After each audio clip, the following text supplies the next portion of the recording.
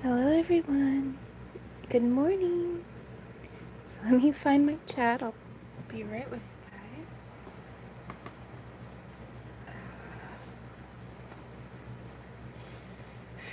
Here it is.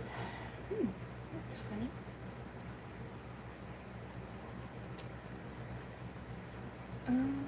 Okay.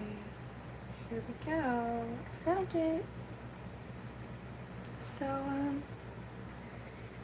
I hope everybody slept well. Good morning.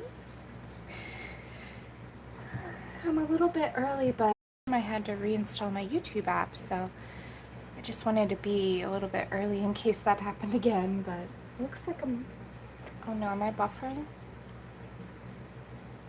Am I buffering? I think let's see here.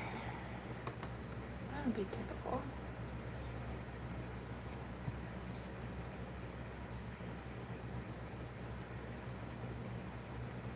I think I'm okay. Good morning, Loretta.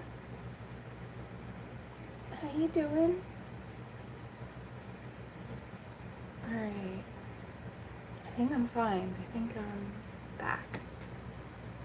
Let's see. Okay. Alright, cool. Alright, so I'm gonna wait until the time I'm supposed to be streaming, just so that I don't, people aren't coming in after we start too much. Oh, nice. Alright. Yeah, so, let's see here. Good morning, Kimmy. So we're going to be using Prismacolor again. Excuse me. I'll just talk a little while we're waiting. So last time we had some areas of the background that I had missed. I admit to you guys, I did not watch back my videos. I really hate watching myself. But what I did is I just pulled a few pencils I thought it was and just swatched some things until I think I found at least a close enough match that we can give it a go. So I think, excuse me. I'm doing well, Kimmy. How are you? Good morning, Beth Ann.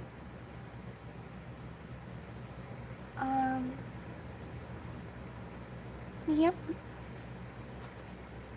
Abby is right here, right next to me. She's watching the birdies out the window. Cutie face. She just ate her breakfast.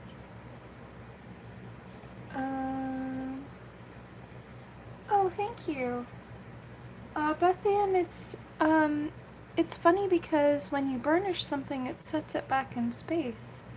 So what happened is she's not burnished, she's not blended out, and the background is. So there's like that's how I did that. We will burnish her a little bit, but I think we might just layer for the most part. Yeah, go get your coffee, your tea, whatever you want, your breakfast. Alright, Abby looks like she's settling in, so she might not be pestering us too much today, which is good. A little sleepy kitty. Thank you, Beth Ann. Yep, it's almost 7. I'm a little early because last time I had a lot of technical problems when I did the scheduled stream. For whatever reason, sometimes YouTube gives me a problem with the ones that are scheduled.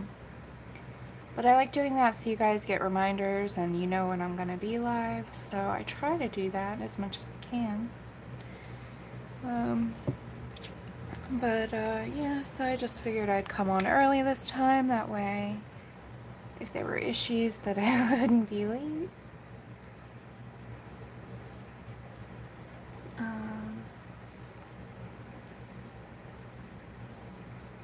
So some upcoming news, I guess. I can go over that while people are filing in.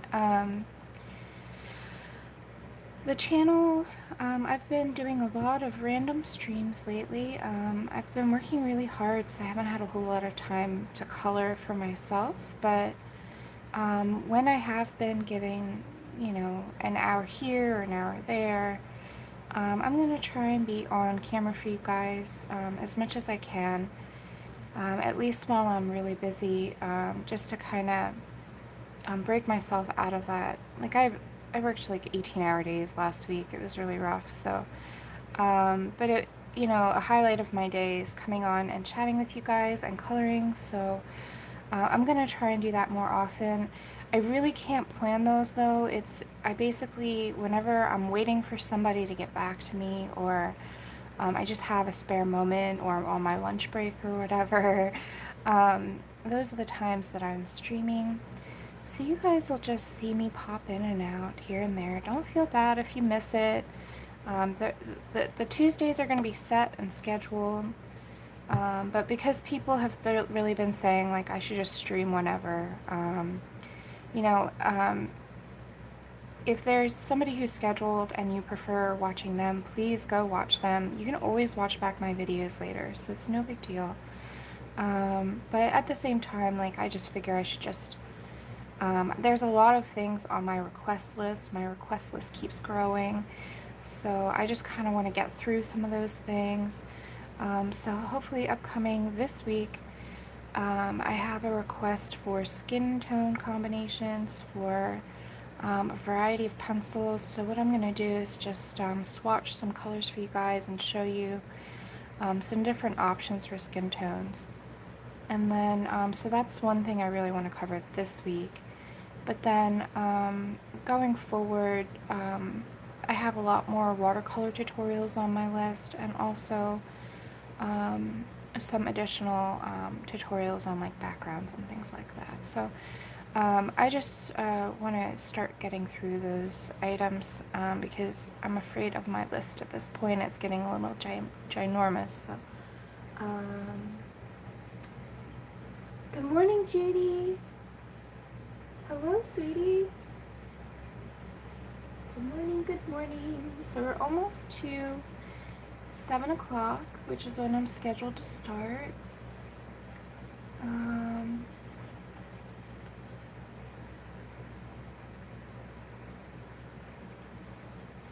So we'll just wait for that to roll through.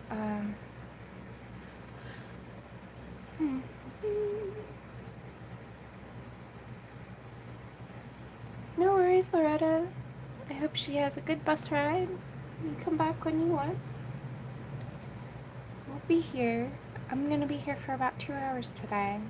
So, and I get it. I stream early in the morning because it's the best time for me work-wise. It's hard for me to promise things during the middle of my work day, but right before work, I can definitely be here. So, but yeah, I'm aware probably we're gonna have less people. That's okay. Oh, it's 7 o'clock. Alright guys, so I'm gonna start out. Let's just, now that I've noticed I made some mistakes here, it kind of bothers me, so let's see if we can fix it. And like I was saying before, I didn't really watch back my videos. I just sort of swatched a couple of color combos until I thought I had at least something close enough. So here, I'll zoom in. Let's see.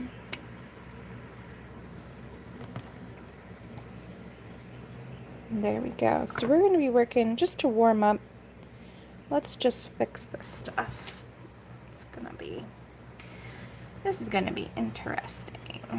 Okay, so the first color I think is the right color is 902, which is Ultramarine. And let's see if we can. So I think it's just going by my little swatch sheet here, I don't want to go too much pressure. So we're gonna just lightly go over this area. So this definitely is the background, I think you know, I know there's no right or wrong interpretation of the page, but now that I'm seeing it this way, I want it to be that way, if that makes sense. So we're just going to go through, and all these little spots that I missed. And I don't know about you, but I do this all the time, where I miss something, and then later on, as the image progresses, I'm like, oh, that's not right. And then you just have to adapt. And don't get frustrated or upset. If you're not sure what colors you use, that's okay. My suggestion is just to do what I did and just play around with color on a scrap paper until you find what you think is the right combo.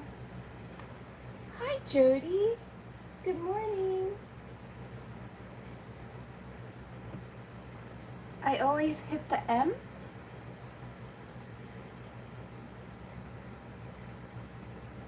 Oh, I see. Hi, him, Betha. I got it. I needed to read up further.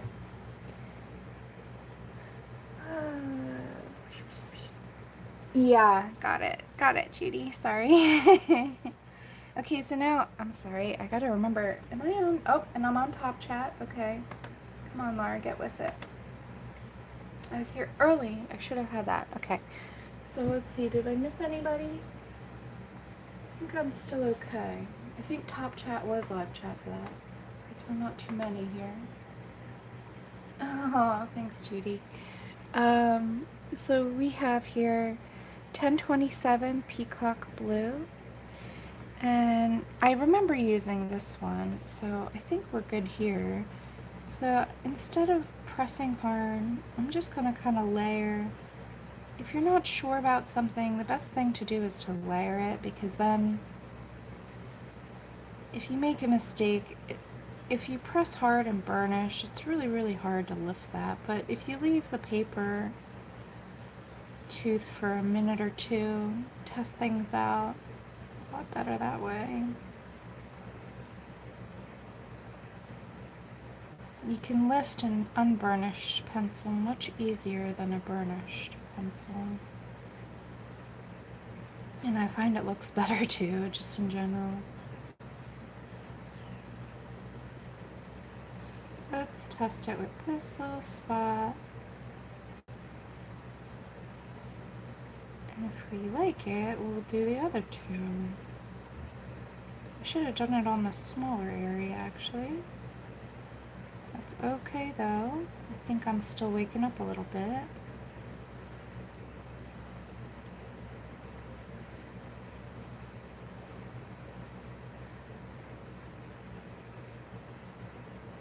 Let's see here.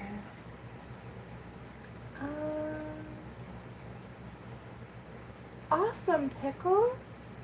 Oh, I can't wait to see what it's all about. Yep, editing is a pain in the butt. I do agree, but you can do it, Pickle. You already videoed it. Go for it. I've been preferring live streams lately, just out of quickness and easy. It's easy. But yeah, I have a bunch of videos I have to edit too, so I should do that. But honestly, with how busy I am right now, I don't think it's happening. And I have to prepare for that Disney Streamathon. I'm gonna be part of that. I haven't picked my page yet. I'm getting a little nervous about that. And I kind of want to start it off ahead of time just to kind of get the ball rolling, but we will see.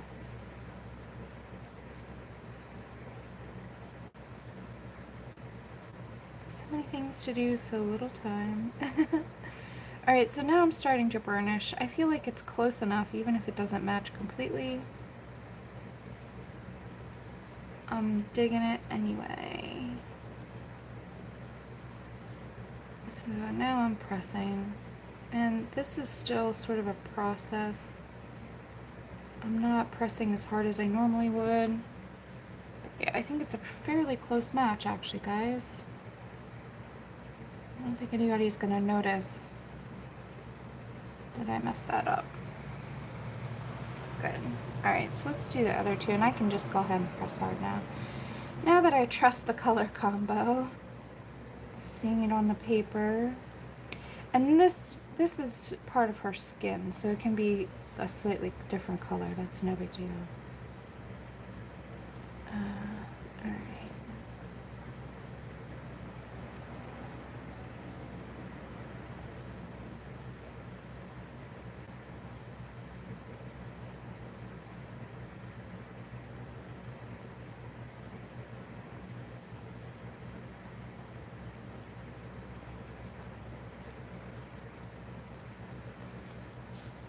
And look at this little spot here. Let's just put that in. Okay. Oh, and there's another spot. Okay, guys. So if you see another spot, let me know. This is all hair. Now I'm like second guessing myself here.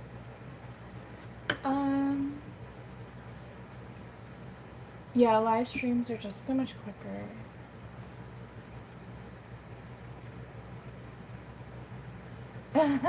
Pickle.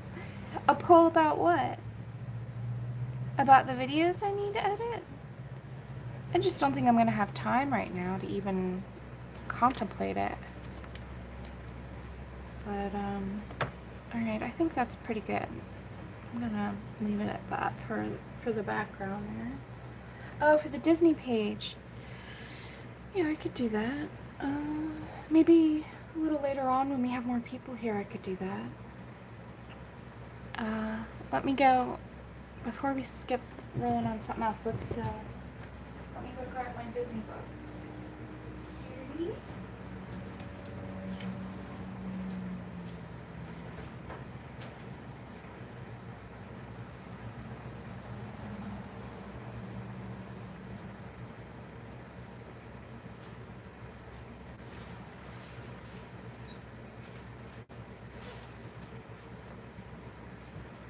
Alright, so here's my Disney book. This one here. So we'll take a poll a little bit later. I have a couple pages that I was thinking about, but I'm not sure. Not sure what you guys want to see, really. There we go.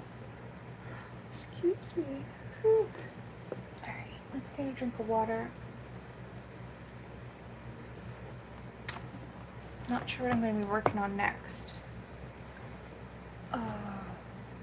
Her eyebrows are kind of bothering me, but I want to do those the same time as the hair. I really want to finish the skin with those. Yeah, Pickle. It is a lot of work. Hi, Connie. No problem. Lurk away, honey. Yeah, Pickle, so I was thinking about actually doing some, like, speed coloring or something. Like, just do a quick time-lapse video of me doing, some prep work, and then for the Disney Streamathon, kind of finishing it. That's what I was thinking. But I don't know. I mean, I could also just start it on camera for the Disney Streamathon and then finish it for you guys live. There's a lot of options there with that, so, yeah, I think a poll is a good idea. But yeah, it is a lot of work. I don't have any other Disney books though, so that's the one. I mean, I could order something, but I don't know if it'll be here in time, so I don't want to risk that. So I'd rather just work in that book. Plus, I have not worked in that book yet, so all the pages are free. So I feel like I should, like, I have an uncolored book, I should use it, so. Alright, enough procrastination. I gotta figure out what I'm doing next here with this lady. Okay.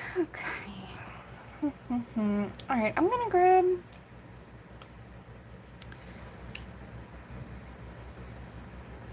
I'm just looking at it.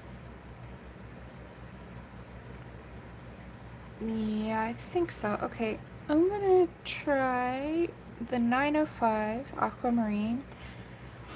And let's just, yeah, that looks about right. Good morning, Shannon. Alright, thanks for coming, honey. Alright, we got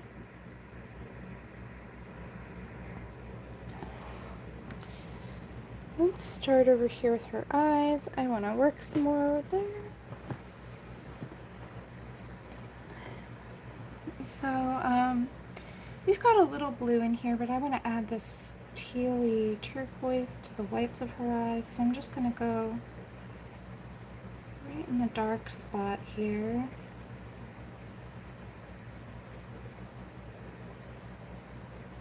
And now I'm going to move around. So I just feel like this area needs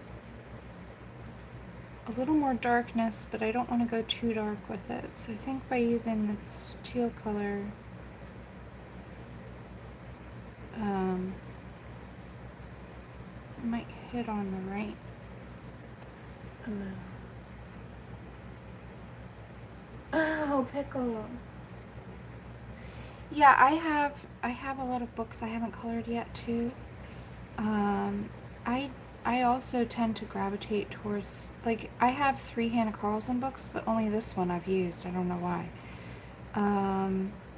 So it's kind of funny how, like, let's move that up a little. It's kind of funny how we do gravitate towards certain books. But at the same time, like,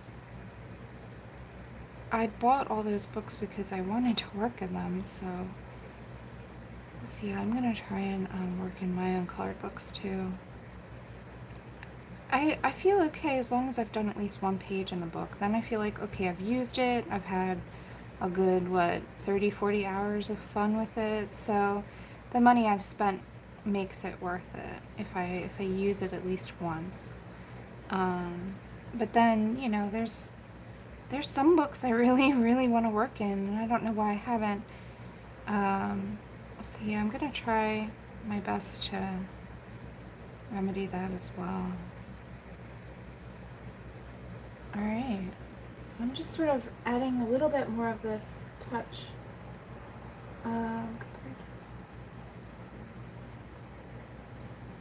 Yeah, exactly. You gotta show all your books some love, because I feel like an uncolored book is kind of a sad book. Like, the only thing a coloring book wants is to be loved. It doesn't care if you're good or bad. All it wants is just some time with you. Coloring books are unconditional. They don't care.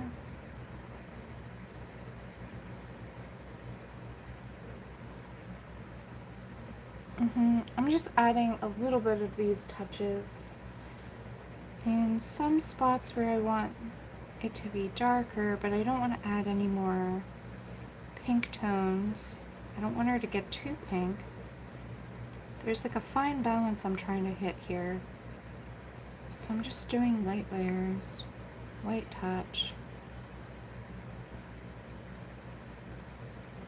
And you'll find on my channel I take my time. I have nothing against people who rush for the sake of the video. I know that a lot of people do that just to get things done quickly. But for me, I'm using my videos as just extra coloring time. So I want to do the job that I would do on my own. So you guys might find my series drags on and on and on, but that's because I'm just being me. I'm just gonna, my coloring does take a long time. So there's not much I can do about that, but I think it's good to also just show you guys like my real process. You know, there was a time when I tried wearing makeup and tried doing special, like, you know, tips and stuff, and I'll still try to do some of those, but like, honestly, I feel the most comfortable videoing when I'm just doing what I normally do. Let's see. Sahara! Hi, Daria! Hello, ladies! Good morning! We're just having some fun with the Hanna Karlzon Mermaid. Thanks for joining.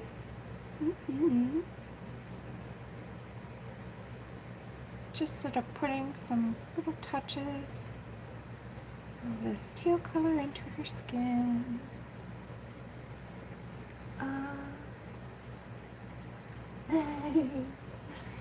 Alright, let's move this a little bit up.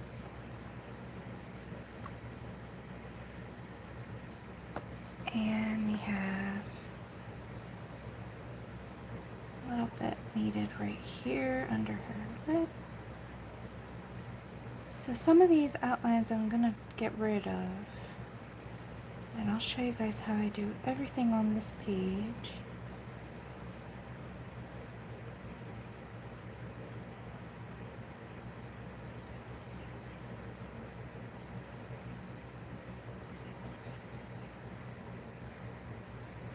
Okay, so if you are nervous about doing this, you can skip it or use dark brown. Putting green in the chin is, I would consider it a fairly advanced, sort of risky move, if you will. I'm barely adding it in. I'm just neutralizing some of the pink, really.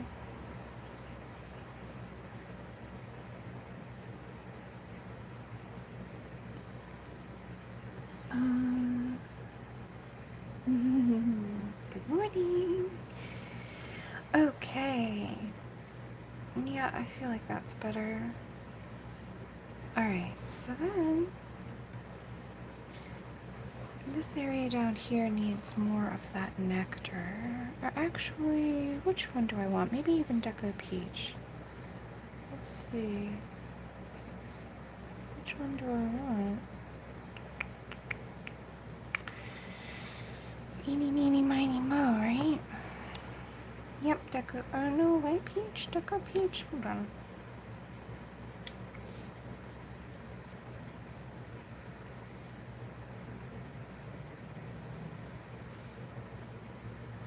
No, I think I'm actually gonna go with Light Peach this time.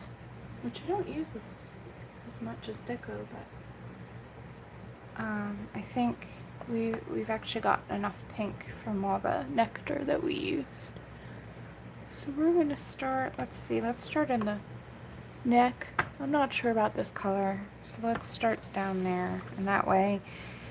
So what I do is if I'm doing skin tone and I'm not exactly sure about what I'm gonna add next, because I haven't used this color yet, if you add it in the neck area or like the ear or somewhere where there's more shadowing going on, if you make a mistake, then it's not going to be a big deal to fix it because it's not on the highlighted areas of the face where it's a little less forgiving. So I'm going to start down here at the neck, and we're going to use, let's see if I can get this in camera. Hello, it's so light on light. Well, it's 927 Light Peach, and this is in Prismacolor for all those are coming in. Okay, so I'm gonna start up here, and we're just gonna try and sort of tie these colors together more. This part, at this point, I'm blending. I'm still not pressing the paper down though, so that it won't be completely burnished, but I'm definitely moving the pigment around. There's enough pigment on the paper, and then it's starting to move around.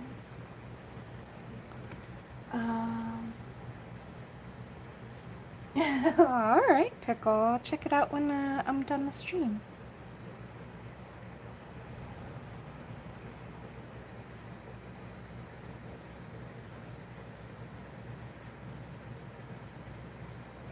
So I don't know if you guys can tell, but I'm definitely not burnishing. I'm not pressing so hard that it's pushing the paper tooth down, but it is moving stuff.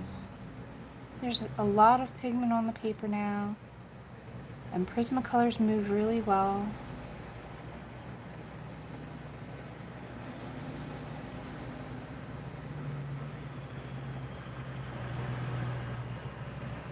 Yep.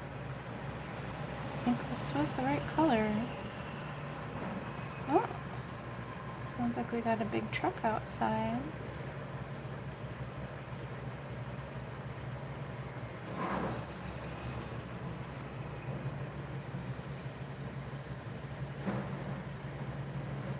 Okay, so there's not as much pigment in this spot, so I'm going to lighten up my touch and just layer. If there's not enough pigment on the paper, then blending becomes almost impossible. I'm sorry about the truck noises outside. I think it's a trash truck though, so she should be moving on soon.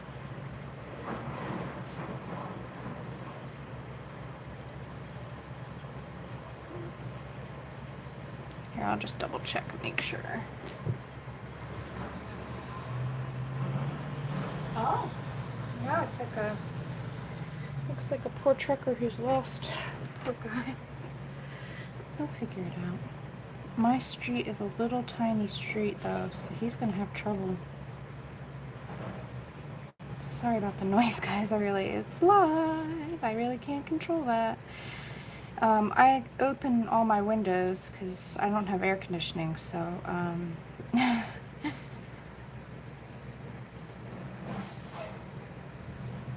my studio gets way too warm with the windows closed. Alright, so we're getting there with this.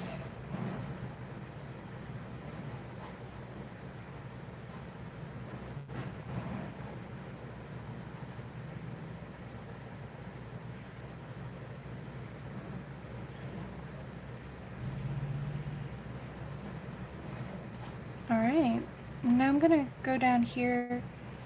This looks like it's like mostly just turquoise. I'm just gonna add this color. Okay. Oops, sorry, I was off camera. Alright, so I think that's working. But you can see my pencil tip is really dirty now with all that. So I'm just gonna clean it off on a piece of paper so you can see. If I had done this without cleaning it off, it would have gotten dirty. I don't know how to explain, but it's good to, when you're moving from area to area, just to clean off. So I'm going to start in the highlights now. Now that I'm confident about that color combo, let's start in the highlights. Keep the highlights as light and as clean and less muddy as we can. And I'm going to layer really gently. We're just using light layers.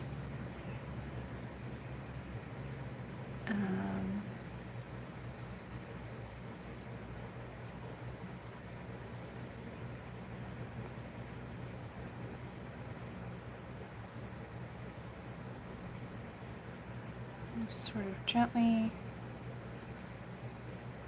blending the light and the dark areas together. And here I'm going to leave more highlights than I did in the neck because it's closer to the light source. The light is from above.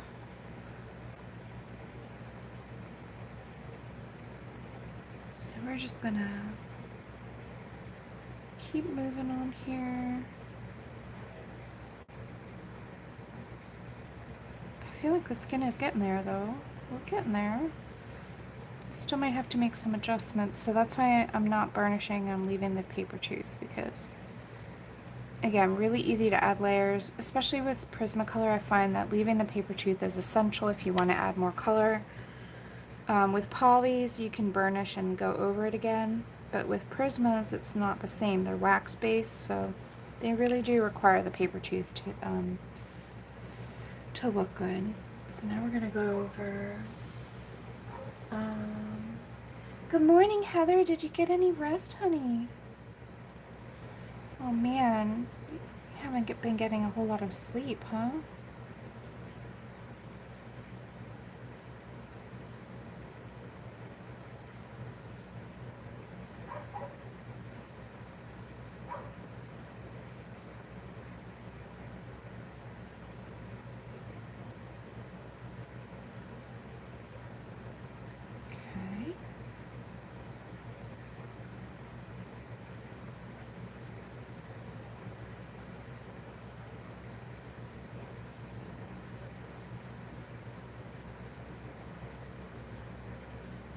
Oh, I'm coloring off camera again. Oh, you slept, Connie? I mean, Heather, oh my gosh, I need sleep. That's awesome. I was reading Connie and yeah, I was talking to Heather. That's funny.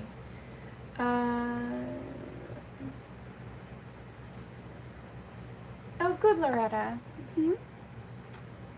Okay, wait, so let's move. Glad I didn't get too far. We're just doing the same thing. I want to be zoomed in though so that you guys can see, really see what's happening here.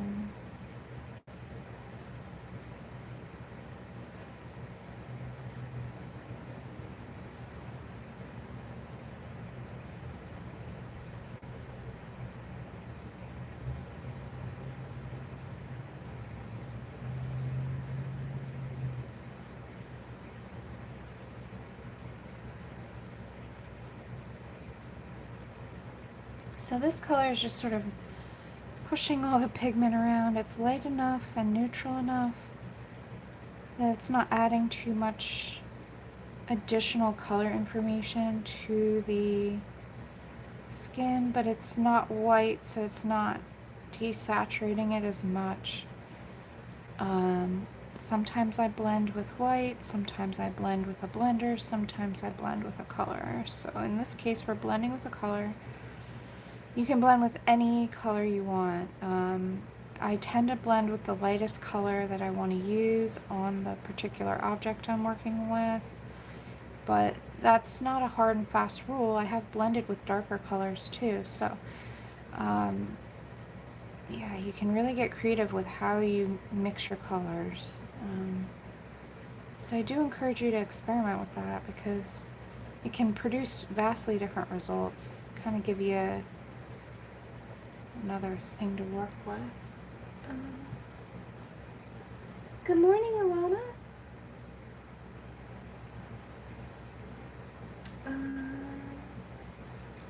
Oh no, Sarah. Oh. You went to see the doc though, right? Are they going to help you out with that?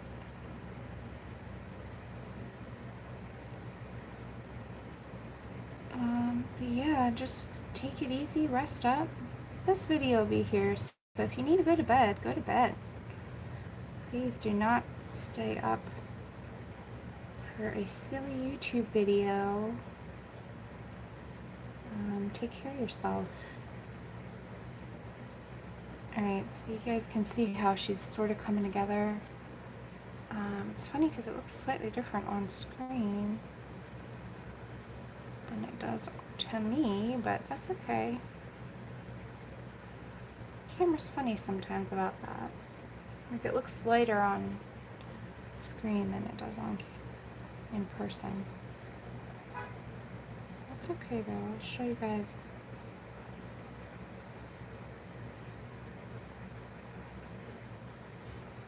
Oh, here, let's move it up.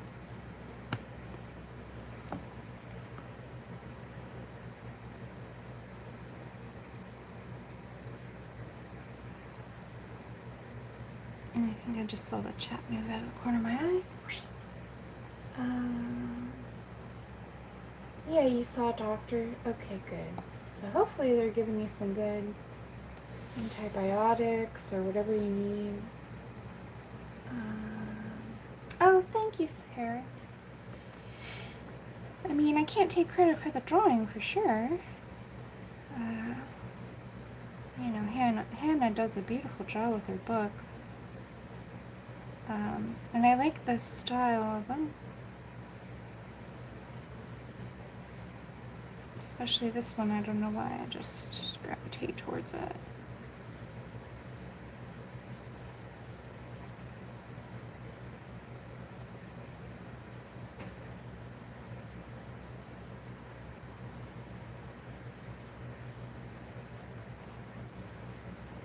Okay.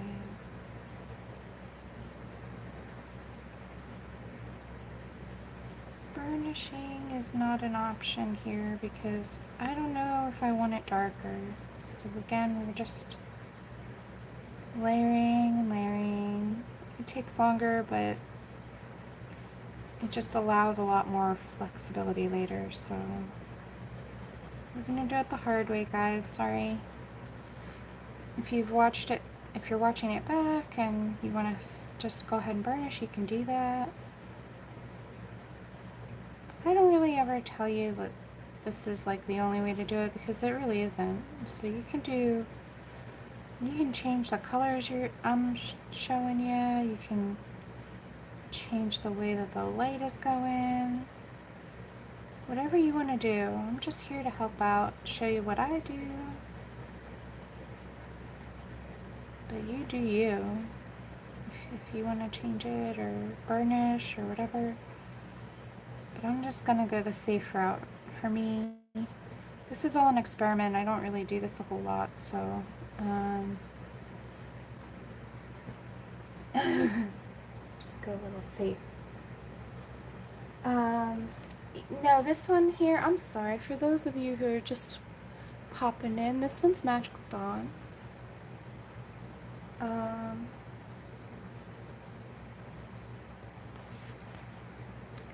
There we go. Let's go back to chin. You're welcome. Yep, Magical Dawn. Sorry, guys. I think I said that at the start, but of course, there wasn't anybody here back then.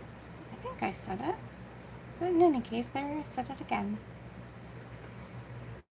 Yep, and that's why I've been calling this series the Magical Mermaid. The Magical Dawn Mermaid.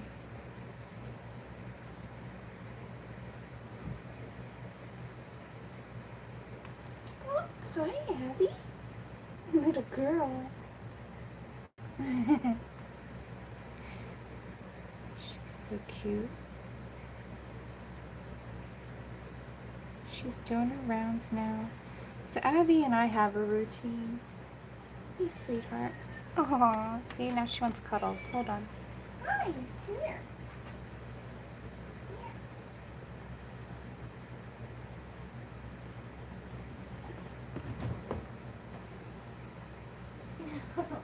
Alright.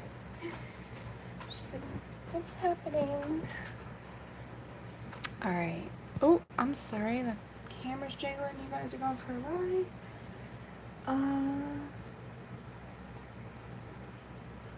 Oh, awesome, Pickle. Uh-huh. Yeah, my copy of Daydreams. I need to use it. I do love that book, but I don't know why I don't work in it.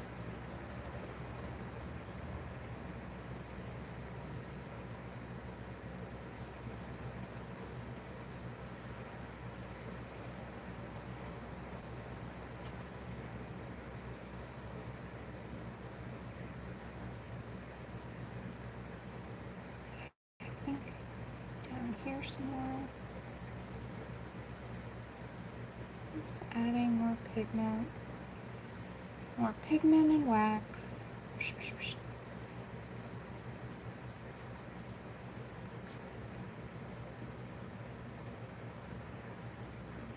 Mm-hmm.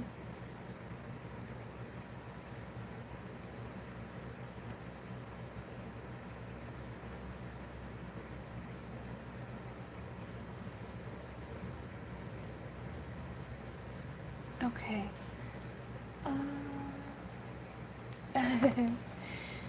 It's a very similar Instagram, Sahara. Feel free, you guys, to share your Instagram names with each other. Also, if you have a channel and you want people to follow you, go ahead and put that in the chat too. And just say you have a channel.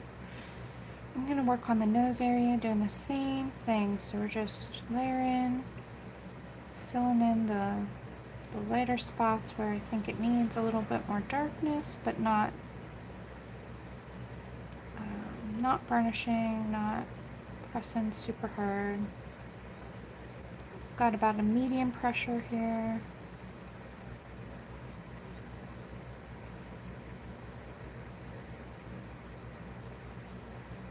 We're just sort of blending everything together, filling in some of the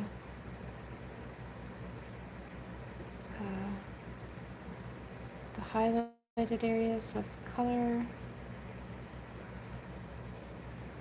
Because there's only going to be a couple spots on her face that are actually close to the white of the paper, and everywhere else does need some color. So I'm just going to work up to that. I mean, I mean, there's a lot of different skin tones out there, so this is just one. But I'm kind of going for like a seashell look. Hello, Graceland. I'm working in Magical Dawn by Hanna Karlzon. I like your challenges, Pickle. I was thinking about doing a Crayola crayon challenge again, because the last one I did, the last Crayola challenge I didn't really do it live. I just recorded it. So I was thinking about that. Alright, let's go back up to her forehead here. I feel like that area actually needs more darkness. So, see, if you were to burnish, then you're pretty much out of luck, but I can add more to that. So let's see, what color do I want? Probably my favorite, which is 943. Look, it's almost needing a new one. And for me, that takes years, because you guys know I don't really sharpen my pencils that much. So I'm just sort of adding some of this color back into the nose if I went over it too much with that lighter color. By keeping the paper tooth, we're really much more able to adjust things. So by not burnishing right away, you really do give yourself a lot more options, flexibility with what you're doing. Let's add a little right in here. My own camera? Yeah, okay.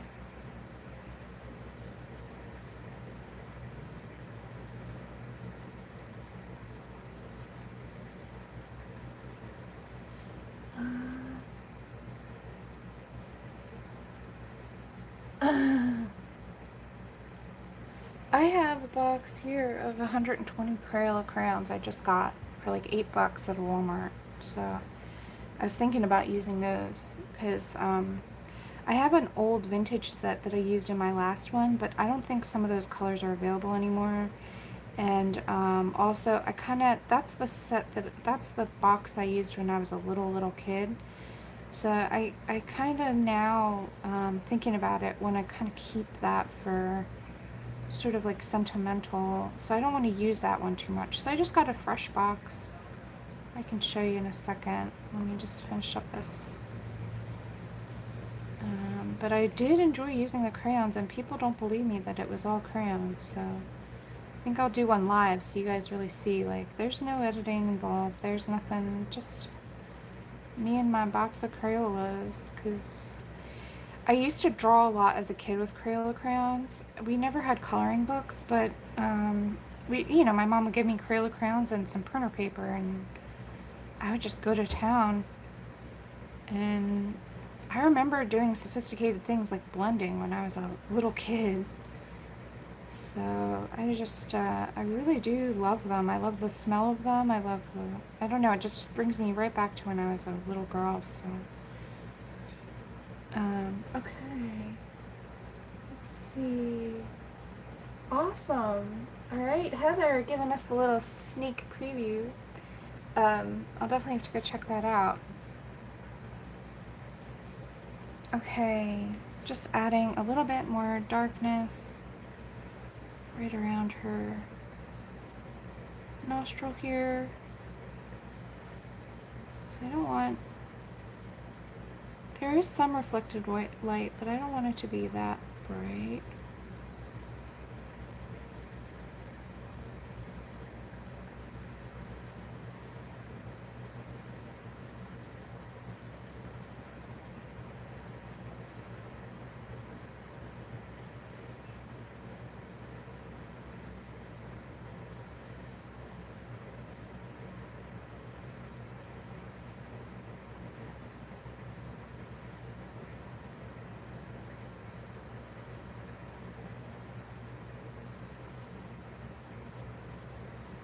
And this color has so much red in it that it's really perfect for this job.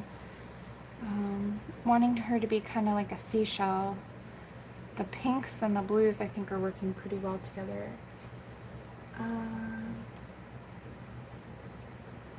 Uh, Jody. All right, Heather. Lily pads. Are you in the ink house again?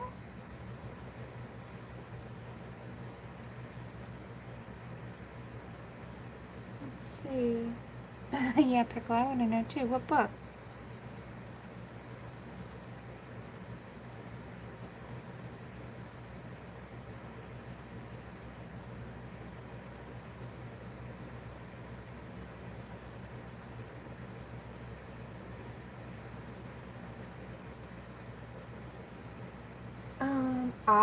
Christine Karen.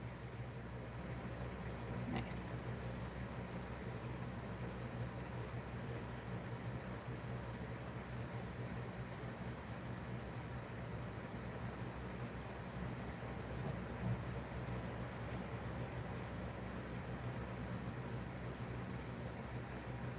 So anywhere where maybe I went a little too light with the last color, we're just kind of correcting those areas.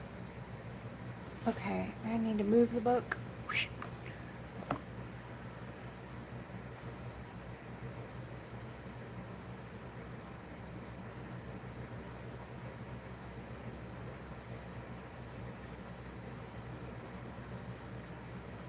Mm-hmm.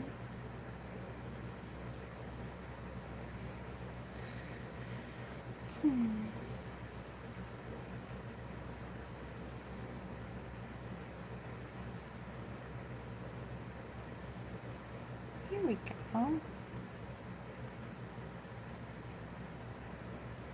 That's starting to look more correct. Just gently softening that blend.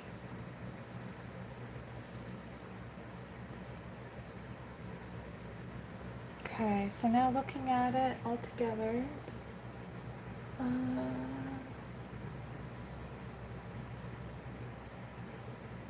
Yeah, Jody, that's why I'm doing this one, because the face takes up just about the whole page. Let's just take a look back and see what we've got so far. Yeah, so it's funny because like a lot of people ask me for portraits, so I figured doing a big face, you can apply what you learn to little faces. You know, it's hard to do a lot of detail. Oh, thank you, Sahara. I'm just taking a look and seeing. I need to do this area down here. Always useful to take a step back and kind of check your work. So I literally stood up and just kind of,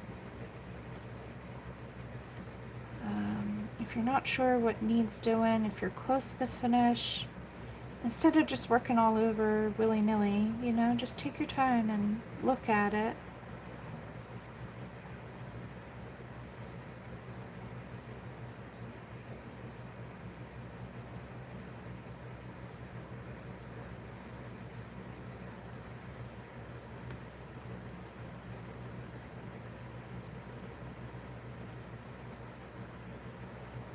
So her neck really is a lot darker than her face because it's got less light hitting it. So let's just add some more of this color. I'm always thinking about the light source.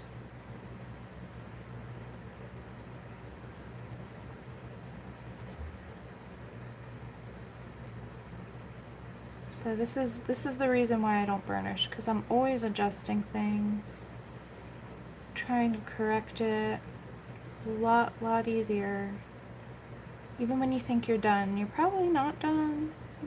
I mean, at least that's me. Like, oh, yeah, that wasn't finished. Alright, so let's add one more of this color right into the, blend it on up into that teal. So Pickle, what happens with patchy faces is that you're not putting enough pigment on. So what you're doing is you're probably blending before you have enough pigment on the paper. So I would just do some more layering first before you blend. Try that. Should help out.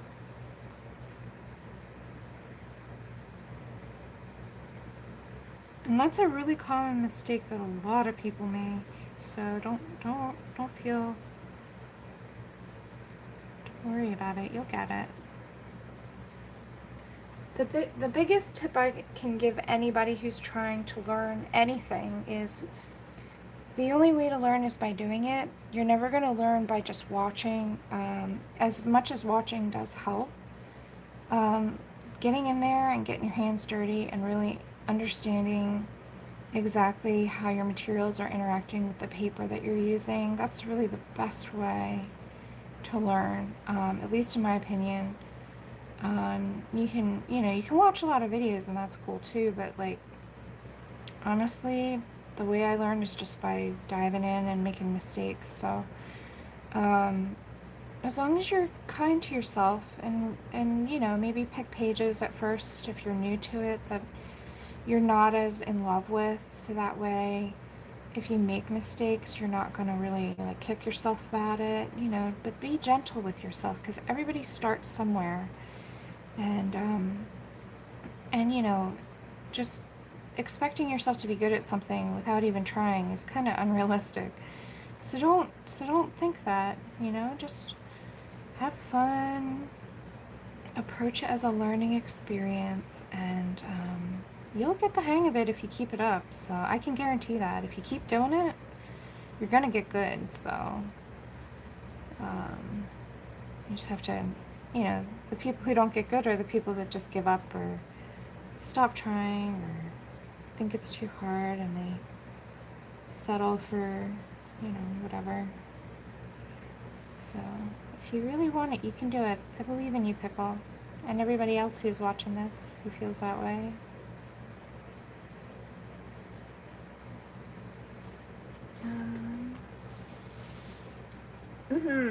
I can see it, Pickle. I see your potential. I can see where you're going. And every single amazing artist out there starts out pretty crappy at first. Doesn't matter where you start, it's where you go that matters. So, yep. It's just that they, most people who are just starting out don't post it online. Like all of my early work, gosh, it was awful looking, but I didn't share it with anybody online. I mean, well, back then, social media was like not even there, so I'm old. But,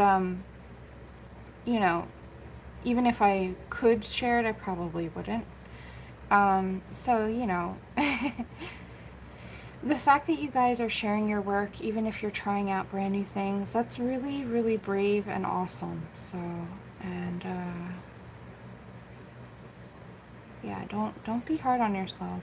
Don't compare yourself to anybody else. Compare yourself to yourself. That's what I say. I mean it. Compare your old work to your current work. You will see improvement. Unless you just started, I guarantee you're going to have just improved at least in a couple of months, right?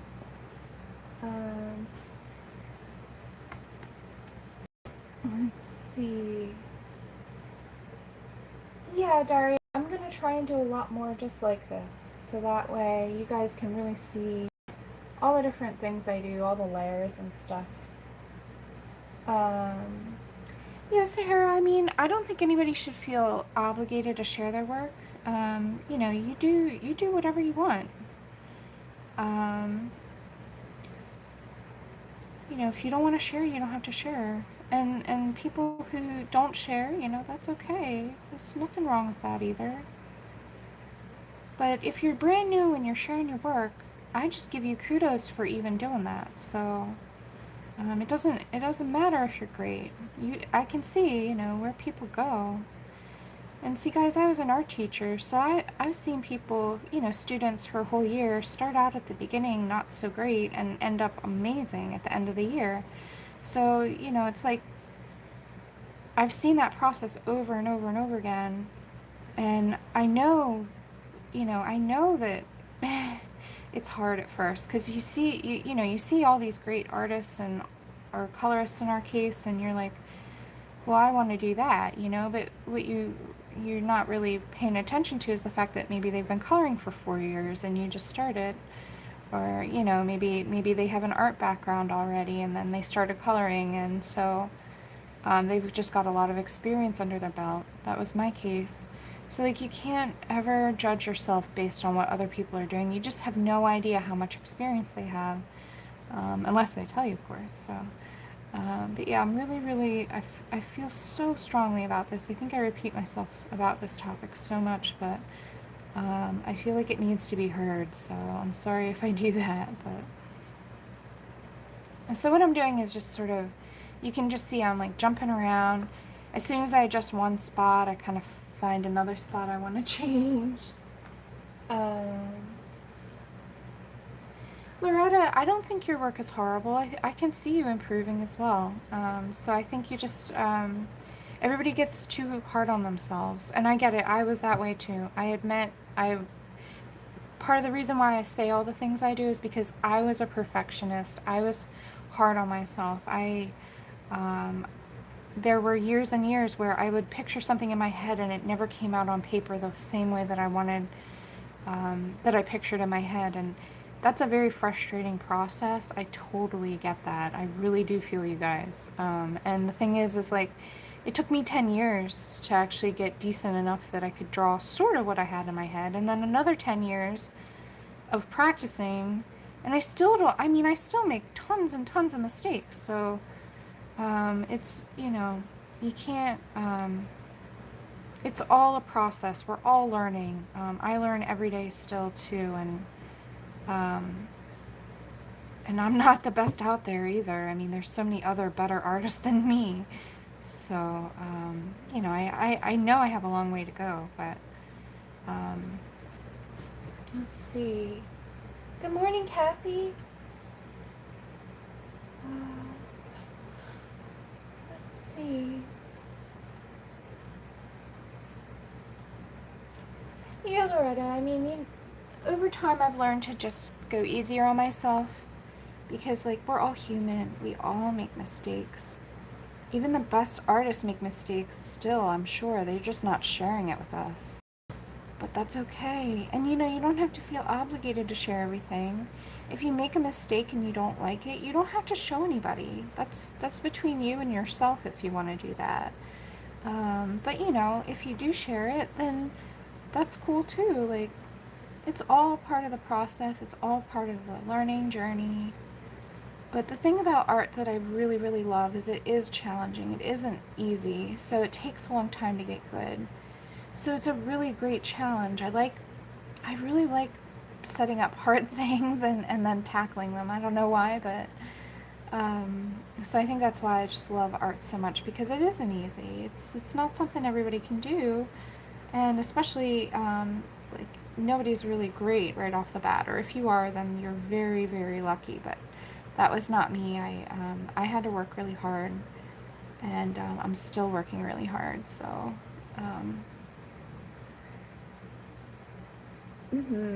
Yeah, Loretta does have a lot of courage.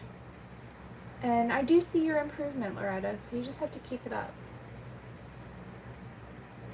Yeah, exactly, Pickle. Other people love some things that I hate about my work, and I get that too. Let's see. I feel like we're fairly close to finishing the skin, but I don't want to burnish at all. I'm just going to leave it like that. But what I do want to do is I want to start working on the eyebrows and the hair, because they're just bothering me, and I feel like I can't really feel like the skin is done until that happens. So let's see, what colors. I want to do like a sandy colored hair. That was the original plan, like back like last year. um,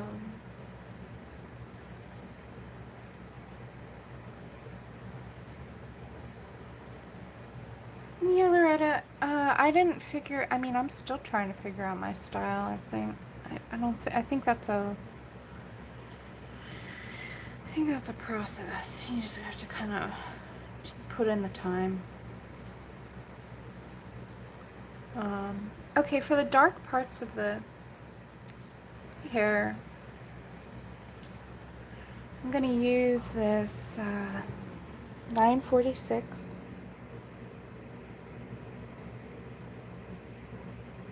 And let's zoom in so we can really see what we're doing here. Okay. I'm going to start with the eyebrows since that's what's bothering me. This is how I work. I work on some area until something bothers me, and then I switch. So I'm just trying to get a sense of this here. Kind of using like flicking up motion, kind of curving with the curve that Hanna put down. So just in that dark corner, I want to match the value. Because remember, her skin isn't that dark, but it's in shadow. So we're going to do the same thing with the eyebrow. Now the top of the eyebrow will catch a little bit more light, so I'm leaving that for another color to blend. So let's do the same thing over here. Just sort of, I already feel better about it, so that's good that we're doing this. Let's see, I think I saw the chat with.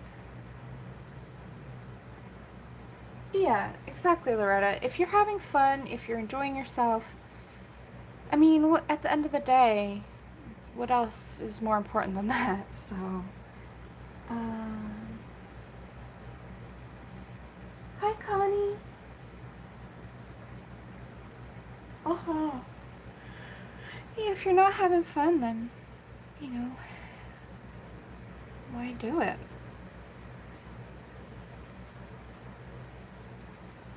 And that's why I feel like, you know, people who are like, oh, I'm not good enough to color in this book or whatever, I feel like that's sort of sad because they're prejudging themselves, and also they're limiting their own fun in a way, you know? I mean, no book is too good for you. You color in whatever you want.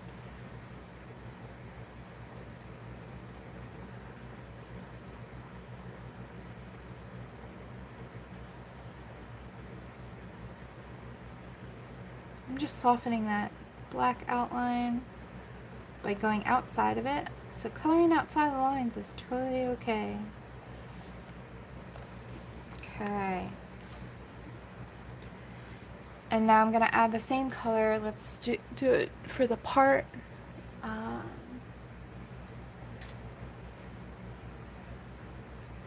Yeah, nice, Loretta.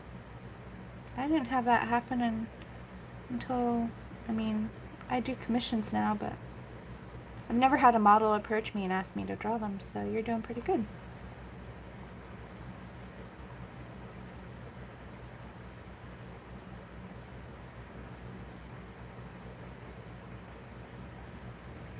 Let's fill in this whole spot back here.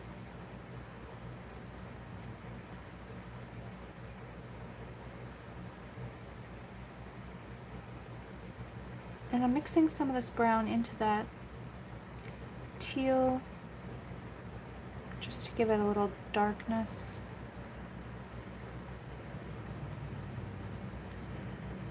And also I feel like it ties the two areas together. The cast shadow of the hair should have a little bit of the color of the hair itself. Okay, I'll leave that brighter since her hair is sandy, but I do want this area to be quite dark to kind of match.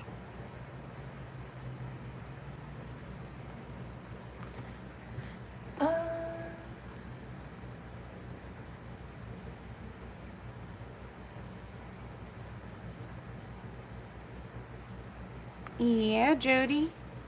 Alright. Nope, you're amazing and no book is too good for you. And any illustrator that has that kind of snobby opinion, you don't want to, you don't care about what they think.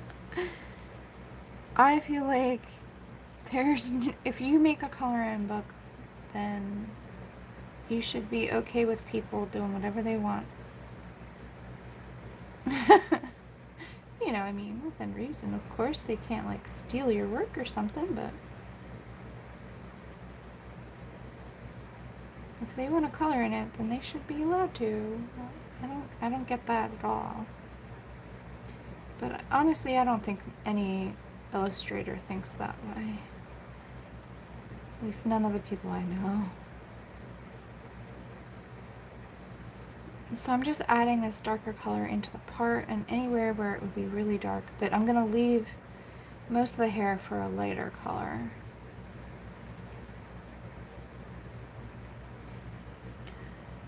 Although, we'll see.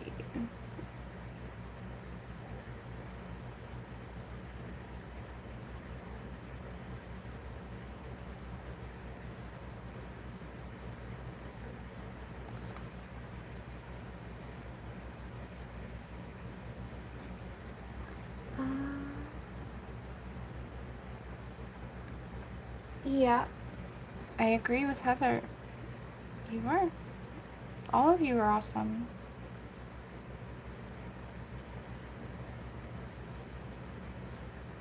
And the thing is, guys, like, really, it's coloring. So just have fun, Pickle. That's why I love it so much, because with my own artwork, I stress about it, and then I come here and color, and I'm like, yeah, I'm just gonna have some fun. That's what it's all about. Okay, I think that's good enough for the darks. I do want to add some more, so let's zoom out. You guys get the idea of what I'm doing here, just for the sake of not going off camera. I'm just gonna quickly put some cast shadows. So what I'm gonna do is anywhere where there's stuff that would be blocking the light, I'm gonna put some cast shadows.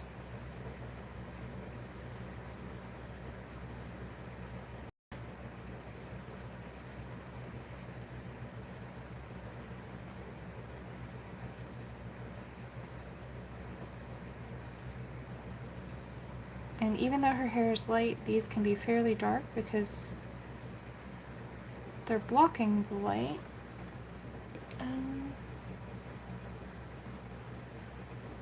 100% agree with you, Heather. Hi, Michaela. Hi, Vicky. Anybody else I missed? Thanks for coming in. Alright, so we're just doing some more cast shadows here. Let's see.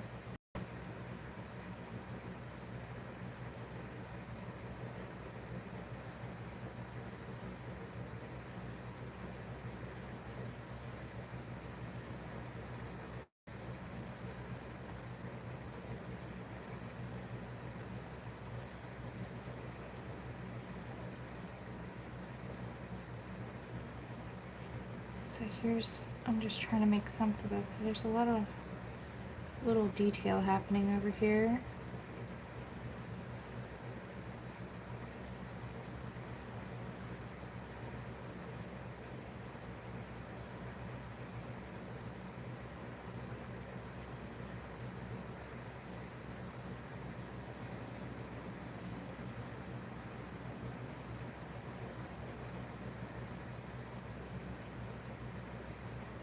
Okay, this fishy is close enough to her that he's going to cast a shadow. So just like the fishy we did down here, I'm going to just sort of follow the general shape. Doesn't have to be precise. Just kind of find a fishy mouth shape.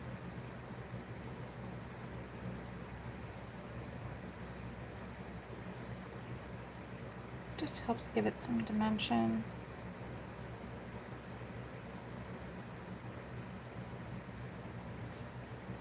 what's happening here? I'm trying to... There's a lot going on. Okay.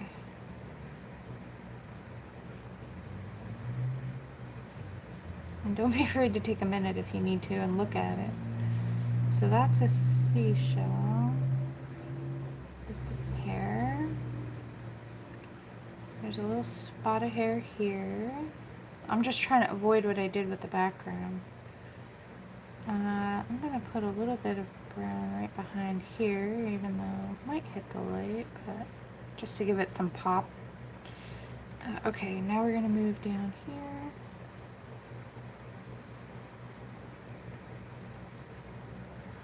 Let's see here. Good, Judy. I'm glad you don't care. Do it for you. I'm totally in agreement with that. You do you. Don't be nervous, Jody.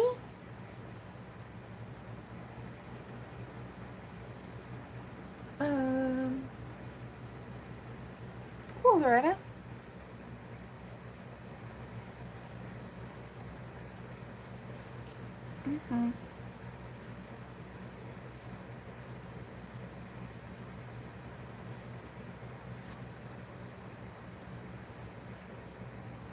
Just soften that out a bit. So we're just finding the shadows, just like we did with the face. You know, so what I like to do is just find the shadows first and then work it up. That way, if we make a mistake with where the shadows go, really easy to erase it at this point. We're just working in light layers and not burnishing or anything. So paper tooth is there for us if we need it. Alright, what's happening here? This is a seaweed, this is the fishy, here's some hair, this will be in the darkness. Again, the fishy's casting shadows everywhere, so we're gonna just give this some darkness.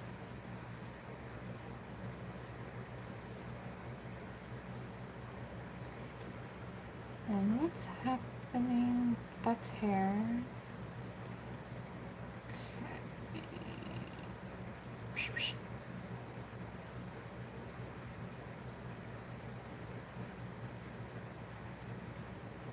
Is that a thing or? I don't know. It kind of looks like hair.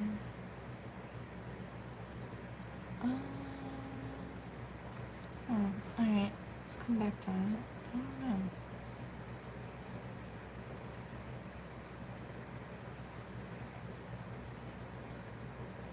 I mean, it looks like hair, but it could be part of the fin. What do I want to do there, huh? And here's a little bit of hair right back here. Yeah, I think it's hair. I'm gonna go for it.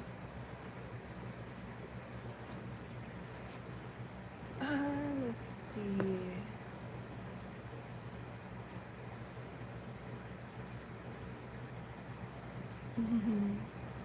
Nice, Loretta.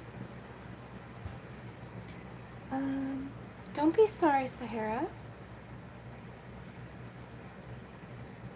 Let's see. Okay, Kayla. Well, that's why I'm showing you guys exactly my process and how I do that. Hopefully you guys can learn a little bit from what I'm doing. As far as learning shadows, I would say looking at yourself or reference photos. Make sure if you're using reference photos to use stuff that's legally available or ask permission. If I have to use a stock photo, I will, but for the most part, I just set up a mirror and the lighting situation I want and draw myself. Now, obviously, like, the person isn't me when I'm doing it, but you can get enough information And drawing from life is a lot easier, I think, than drawing from a photo. As far as being able to, you know, if the light's not quite right, you can change it.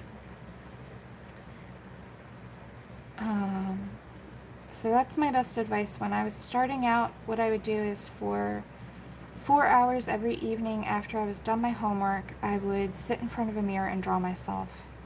And I drew different facial expressions, and they were terrible. I mean, nobody would sit for me. Nobody wanted me to draw them. I was really, really bad. But I just drew myself because I was easily available to myself, and so that's how I learned. And then over time, um, you know, I started drawing other people. My friends finally let me draw them.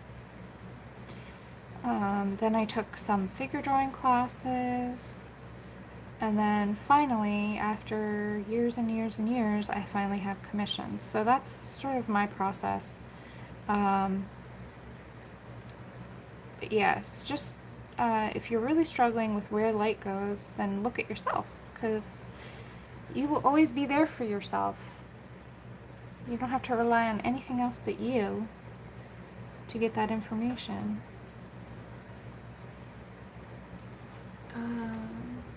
Yeah, it's really... And people who say, you know, well, I want to be able to draw without looking at it, well, that only happens after years of experience and knowing, you know, I mean, how do I explain?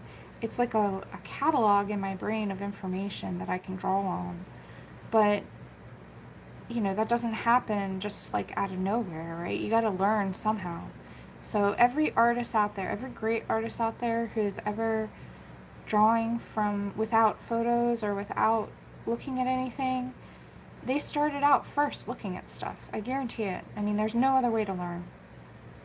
So the people out there that are like, oh, that's not real art, that's total BS.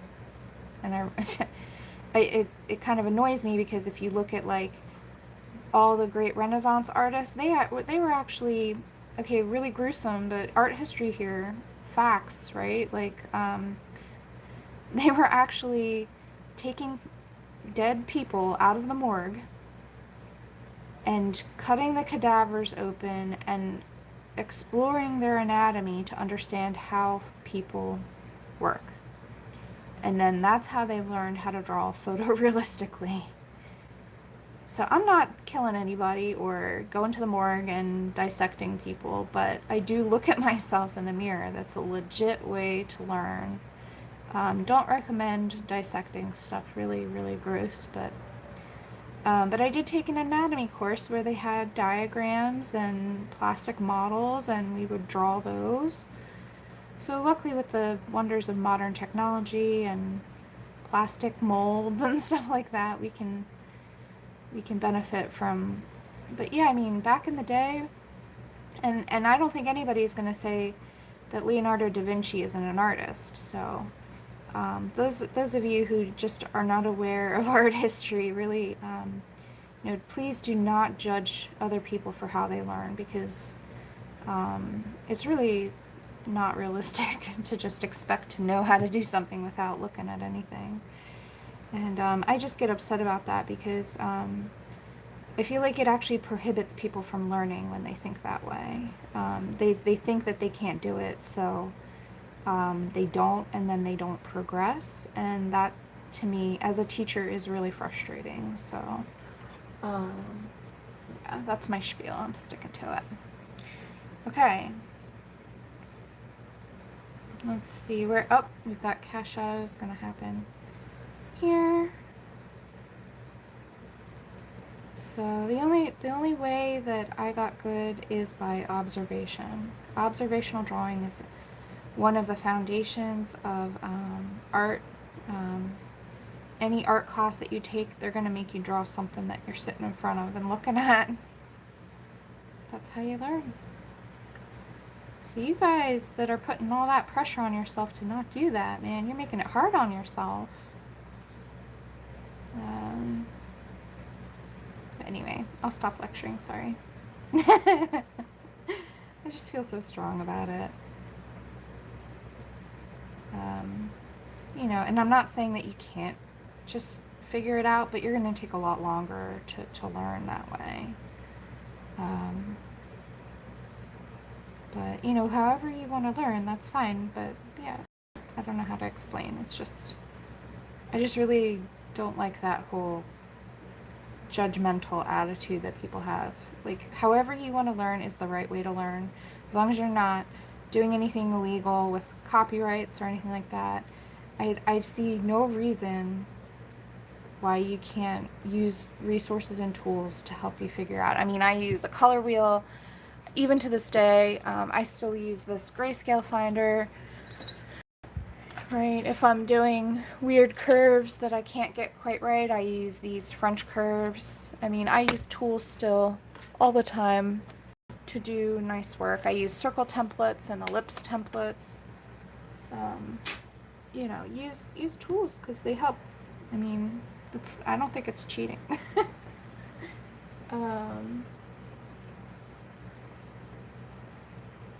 Yeah. Yeah, Michaela, I have 2 books I've done so far. One is called Bluebell Woods. Here, I can, let's see here. Hold on. Take a little break here. My Etsy shop. I'm restocking shipped, but they're still checking it in or whatever. But here's my first book. It's sold out in the printed edition, but there's the PDF. And then I have, if you just want to check out, I have a lot of single PDF pages. Those are all just in here. And actually, I have my PDFs on sale right now, guys. I forgot about that. I scheduled that a while ago. So there's that. So all the PDFs are 10% off. And then here's my physical book for my second book. This is the one that I've been working in a bunch. So,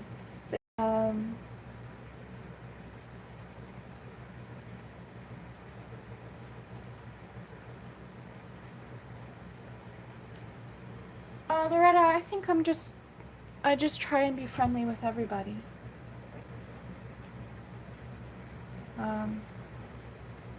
In general, I just try and be nice to everybody. Am I buffering? I think I'm okay. So I don't really need to think about that, I guess. My mom taught me that, you know,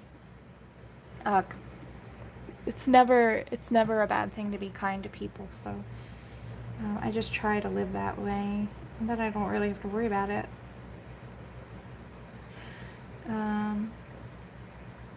But yeah, I mean, yeah, if you're a naturally grumpy person and you don't like being kind to people, then yeah, I guess if you have people who you're doing commissions with or whatever, yeah, it does help to be nice to them, like any customer service, sort of.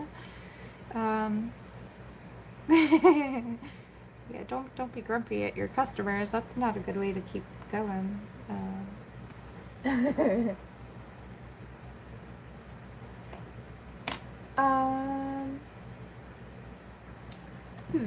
On and off Buffy, huh? Let's see if we can slay Buffy. Buffy.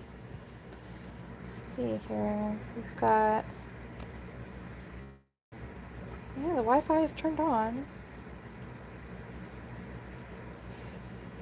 Yeah, the red. But yeah, I mean, in general, I just try to be nice because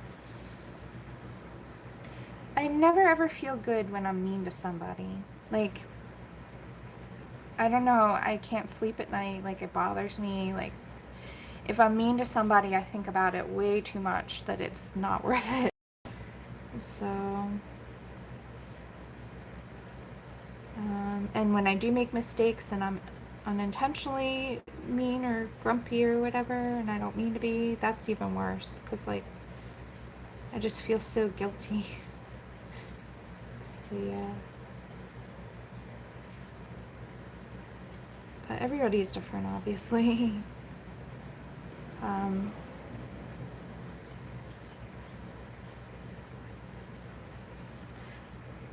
My mom was really strict about being kind to people, though. I don't know. It's good. Hi, Shell. How you doing? I think I said that right this time. Ha.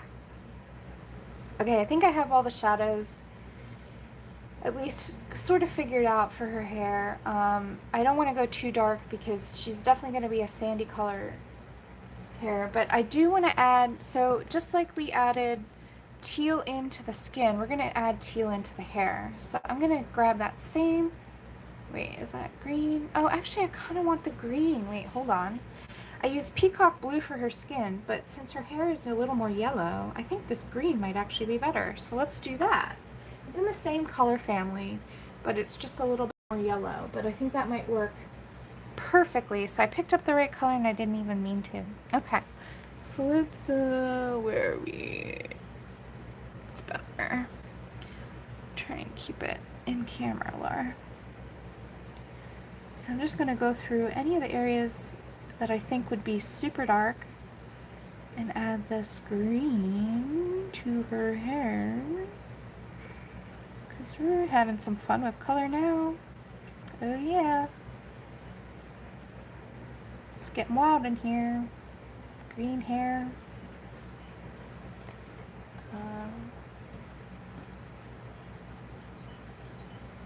Me too, Pickle.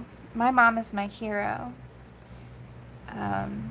My mom is a single mom. She raised me and my sister by herself for the most part, because both of my mom's parents, my grandparents, passed away when I was a baby.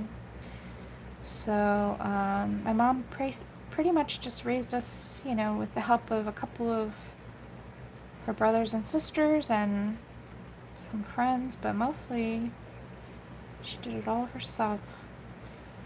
And she didn't go to college, so back in those days, there wasn't a lot of options. So my mom worked her way up from, she used to be one of those telephone marketers that everybody hates, you know, where you like they call you and try and sell you something. She started out doing that, but then she learned how to code, and so then she started doing marketing surveys. And now she's actually a developer. She codes all kinds of cool, like, you know, the surveys you take, like customer service surveys on like websites. She develops and codes those. So my mom and she had no college degree, but now she's like, you know, one of the top people in her department, and yeah, she's really awesome. So my mom is, every time I am unsure of something, and I definitely go to her and try and seek out her advice. And we were very close. I see her every Saturday. We usually take a walk together in the woods and talk about our week, and so I feel super duper lucky. Like, people are like, oh, you know, I'm so sorry you didn't have a dad around, but I'm like, I don't really, my mom was enough parent for me. I didn't really know any different, you know, so yeah, she's an amazing woman. She doesn't watch my YouTube videos, so I'm not embarrassing her, so that's good. She doesn't know. This will get buried. Oh, I'm sorry to hear that, Loretta. Yeah, we didn't grow up with much. We didn't have a lot. Like, I remember we were poor, but and like when I turned 14, I got a job at the local library. I still love reading. And so I used to read children's books to the kids for the summer program, and I would shelve books and do all sorts of chores. So I started working when I was 14, and I also babysat a lot. Like, all the neighborhood kids, I would babysit them. So I just started making money really young, and sort of like, if I wanted anything, like any art supplies or like nicer shampoo, my mom would buy like the really cheap shampoo. And you know, when you're a little girl, like with all your friends having fancy smelling hair, you know. So anyway, I just bought my own stuff if I wanted it and didn't ask her for it after I got a job. And then when I turned 17, I was an assistant manager of a retail store, Blockbuster. And then, so yeah, I just sort of like worked really, really hard from a young age. And I'm grateful for that actually, because it taught me, you know, the value of money, and also, you know, to work for what you want. So I'm a really independent person because I wasn't handed everything as a kid. So it doesn't bother me that we didn't grow up with much, because my mom made sure that we had everything we needed. We always had school supplies. We always went clothes shopping the first, you know, right before the new school year. We always had new clothes. And you know, and like she made sure, like if I wanted to take art classes, she somehow made it happen. So yeah, she was awesome. And it just goes to show you don't need a whole lot. You need love in your life, not a whole lot of money. Um, at least that's my feeling.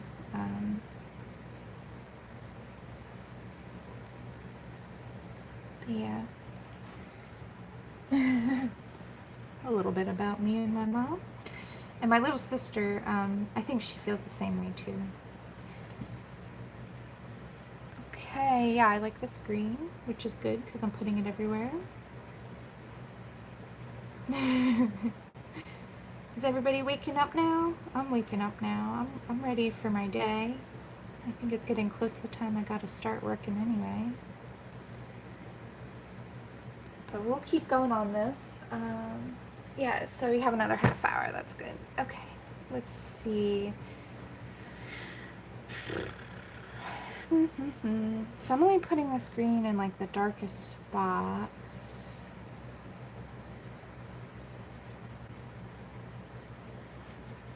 Yeah, let's put some.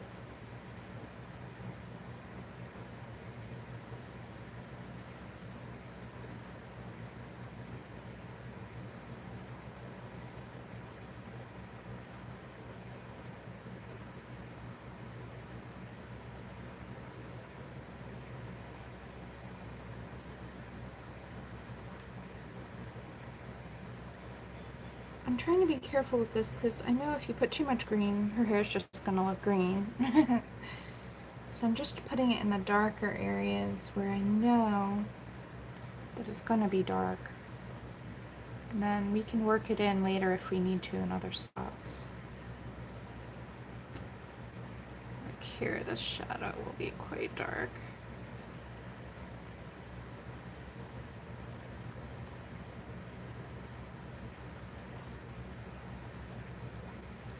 Okay. Hi, Joey. Hi, Christy. Good morning. Oh, Shell, you're not that old. I'm not going to feel old till I can't hold a pencil anymore. That's my theory. Okay, so now let's see what color we want next. I'm thinking, let's just look at the browns I've got.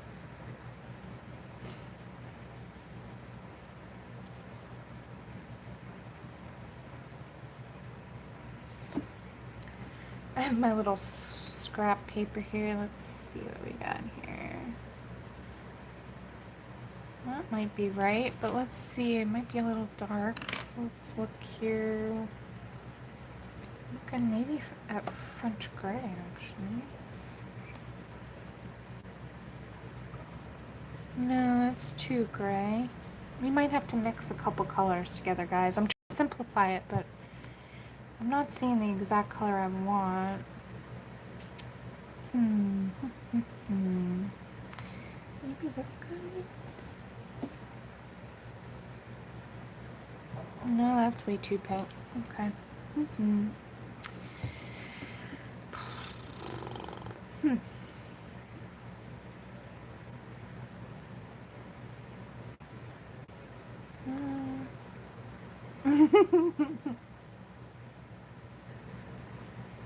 Just thinking. Let's see, maybe I have it in this set. These are like greeny browns. I don't think I've used this that much. No, that's way too green. Maybe a lighter one? What's this one? Oh no. Mm-mm. Okay. Yep, so we're gonna have to mix some colors. That's okay.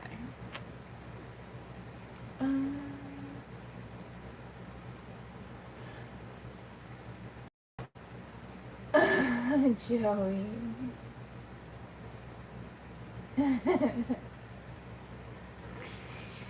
You guys are fine. You're young. You're young at heart, right? That's what counts. Okay, so I'm gonna use, this is the closest to the color I want, so we're gonna mix a couple together. 1094 Sandbar Brown. Nice. I can't wait to see your purple fishy. So I'm just gonna extend down from the part first. Let's just see how this color.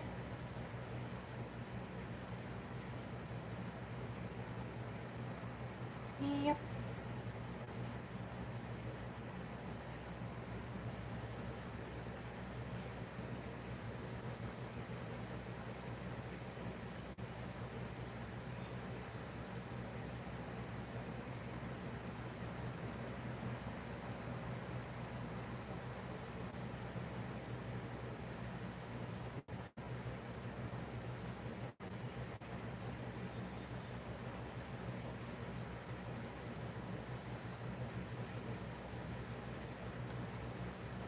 So I'm just going to go through and now find sort of the mid-tones. We found the shadows. So now I'm just going to go through and trying to find the curvy bits of the hair more. And then we're going to probably need to mix this with a lighter color for the lighter areas, but that's okay. We can do that.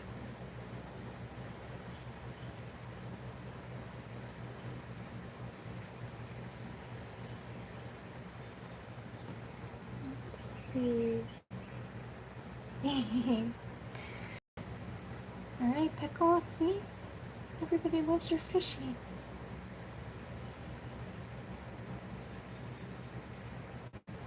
Alright, everyone. Woohoo! Getting the hair done. I think what we're going to do is let's leave the face for a little bit, work on the hair. Once we have all the hair surrounding our face done, we can really see what we need to finish up with the face. So we'll swap over to the hair, and then if we need to adjust any of the face at the end, we will.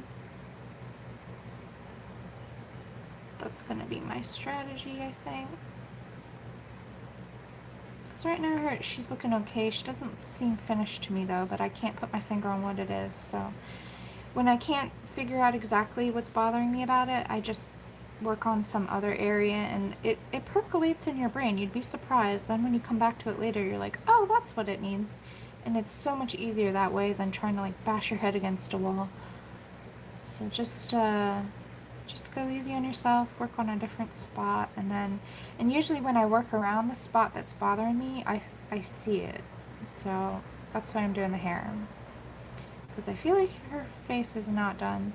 I mean, I know I need to like get rid of some of the black outlines and finish her eyebrows and stuff, but I feel like, you know, I know the lips aren't finished, and I think I need to add more, but I'm not sure exactly how much. So I don't want to go too crazy, but I don't feel like it's finished either. So a really good tip if you're struggling with something, just come back to it.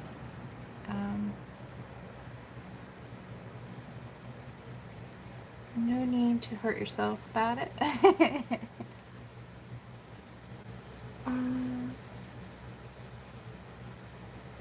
Yeah, I wanted her lips to be more pink.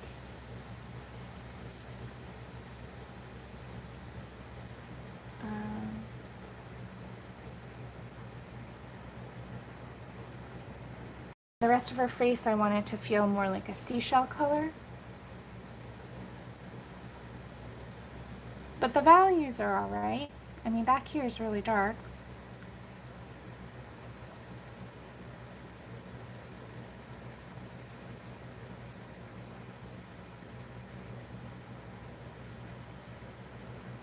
Mm-hmm. Yeah, that's a lot. The eyes are drawn to the lips right now because I haven't gotten rid of those black outlines, which are creating a lot of contrast. Once I get rid of those black outlines, it'll feel much more natural and realistic, but I don't want to do that until the very end. I don't put I'm gonna, I think, use white gouache. I don't want to, or maybe white acrylic, I'm not sure, but I don't want to put that on until the very end, because while you can use colored pencil over it, it's a lot trickier. So what I want to do is I want to get everything else worked up to that spot, and then once the thing is done, then I'll put the cover up of the lines where it needs to go, and then if needed, color over those lines to make them a color instead of white. So that's my plan, my process. But yeah, that's why the lips are drawing the eye right now. It's the contrast of the dark outline. If you see everywhere else, like, I don't need to get rid of the dark outlines here because the darkness of that dark side of her cheek is kind of masking it. But yeah, the dark outlines, like on her, these here, and some of her eyebrows and her mouth, things like that, I'll need to work through. So, hi Tracy.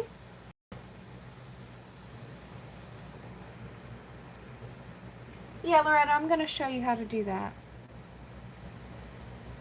White gouache and white matte acrylic are the best ways I've found. I used to use white gel pen a lot, but that doesn't last over time. The gel pen does seep the color through. Some of my older colorings, that's happened to, especially with red tones. And since we do have red tones in her skin, it will come through eventually.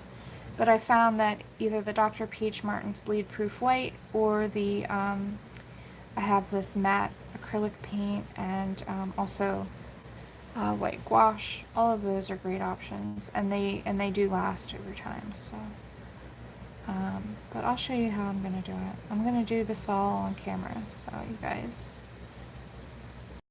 don't have to guess.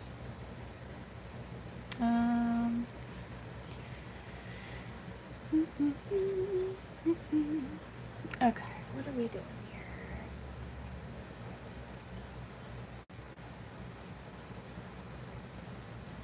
Well, yeah, I mean, I might not use white acrylic, and I might not have the same exact stuff as you do. I'm just going to use what I know works.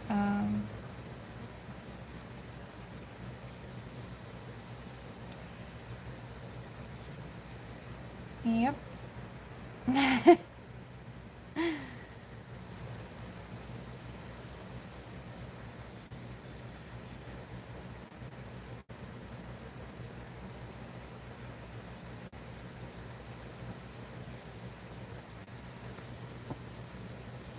See, what am I missing here?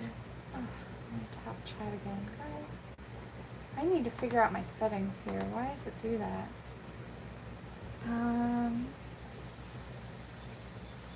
Hi, Kat.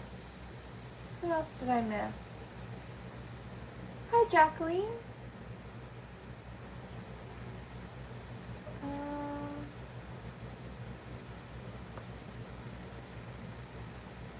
Oh, Jody, you're making me hungry. I think I got it right. Thanks for coming, guys. And for all you who are lurking, thank you for coming too. I do appreciate you guys checking out my stuff. It's pretty cool.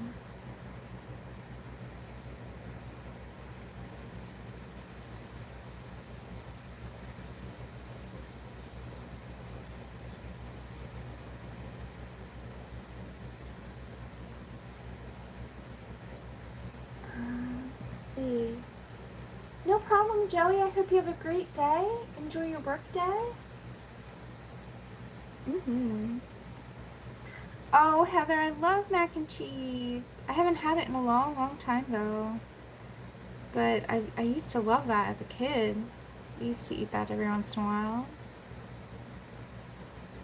It's the best.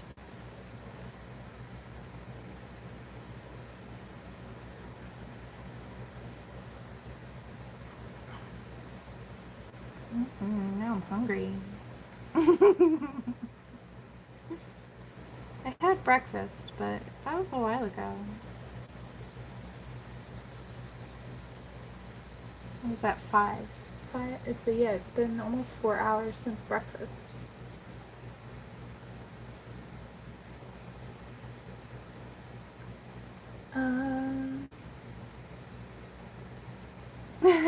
Jody.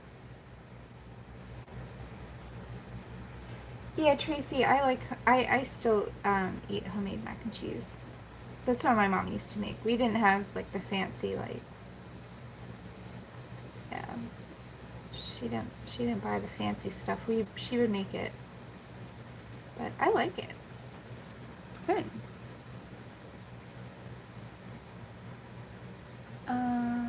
Is it? I just like how my mom makes it. My mom wasn't like the best chef out there, but there were some things that she could make really well, and that's one of them. And also, she makes a mean potato salad. We're Irish descent, so we use potatoes a lot. And potato salad, so it's like every vegetable, and then all the potatoes, and she would put some egg in there, but it wasn't sweet. The sauce, whatever she used, it had like a tanginess to it. It's not a sweet potato salad. It's so good. She used pickle juice, actually, little pickle, to kind of make it a little tart. Really yummy.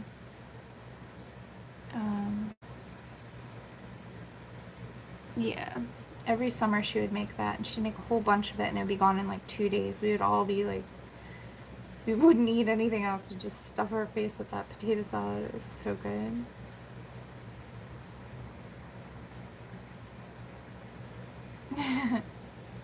Childhood.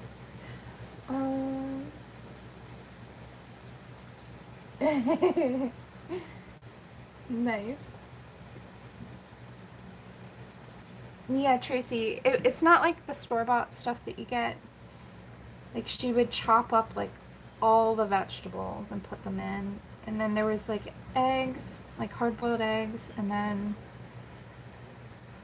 obviously potatoes, and then it wouldn't be as saucy. Like some of the saucier potato salads, I cannot eat at all. It's like too much mayo.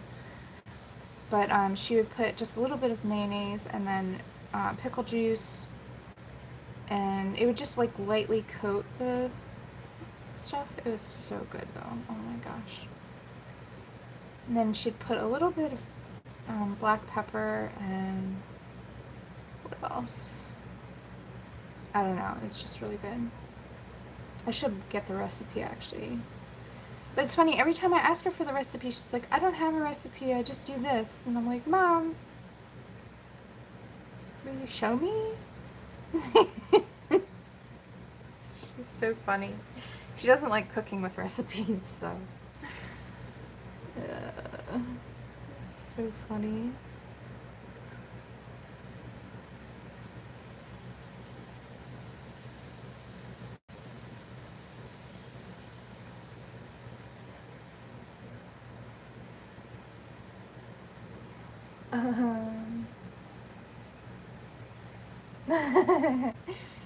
Well, everybody has their thing, Kat.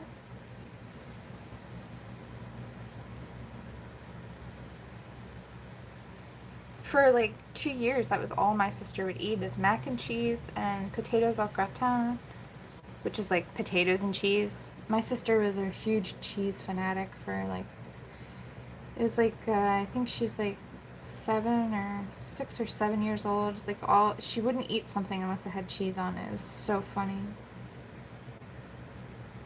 So we ate a lot of cheese those years because I'm not a picky eater at all. So I just sort of went. I was like, I don't want to starve. I'll eat whatever you're eating.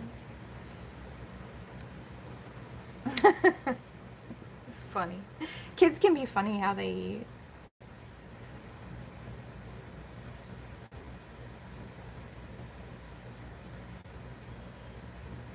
But now she has a more sophisticated palate. She can eat other stuff, but yeah, she still loves cheese.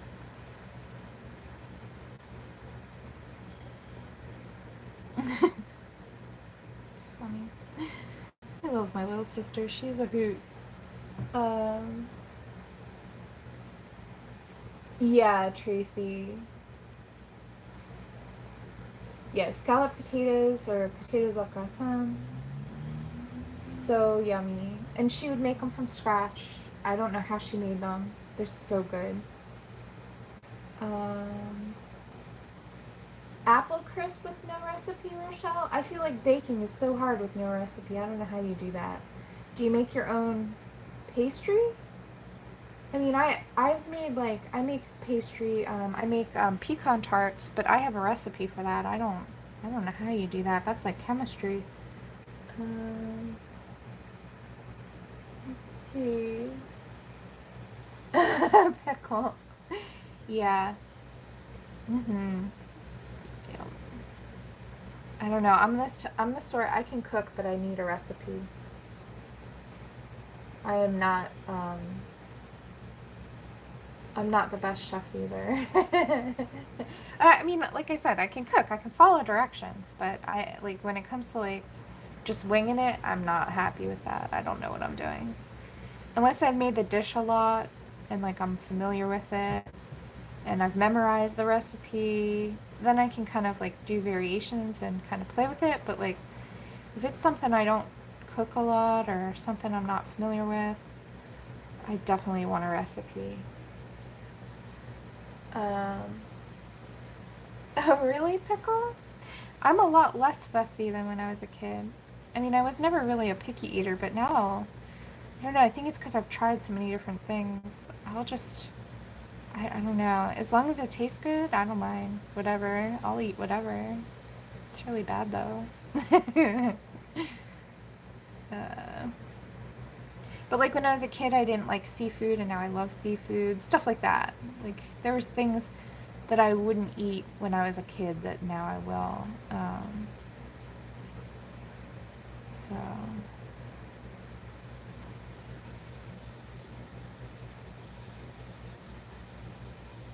I'm just looking at it, trying to make sure I'm not missing any spots. Um, oh, bittersweet chocolate pie. That sounds so good. We're going to hear it. Rochelle, you gotta come over. I want that right now. Please. Okay. My favorite is dark chocolate. So bittersweet or dark chocolate, I'm like, oh my gosh. With the orange. I don't know what silver dragons are, but I totally trust you. That sounds amazing. And I like dragons, so it can't be that bad, right? My logic is so flawed with that, but that's fine. Okay. Let's see what time it is. It's almost time to go. So let's see. Oh, here, I'll make sure I get everything covered that I want to with this color. So down here is going to be darker because again it's farther from the light source. So I'm just going to put a light layer of this down. This is also kind of helping me see the drawing easier. It is sort of complicated in spots, so in order to kind of make it less intimidating, you can just put a light layer of color down and then it kind of helps you see what's going on.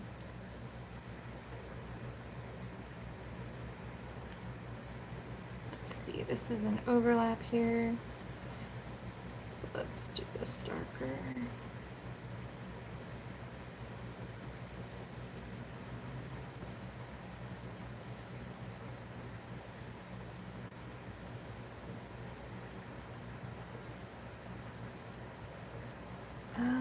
see.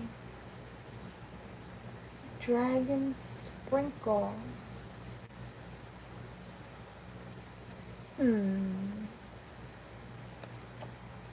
Oh, dragons are sprinkles? I've never heard that before. That's cool. I like I like dragons instead of sprinkles much better. Uh, I've heard them called jimmies. I'm rotating the book because I don't want to hurt my wrist and going in this one direction for a while.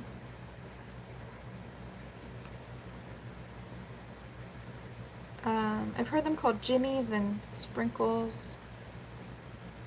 And what was the other? But yeah, never dragons.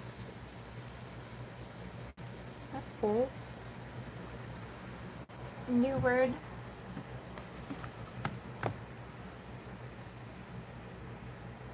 Cat. Well, I've never had Aussie chocolate, so I don't know.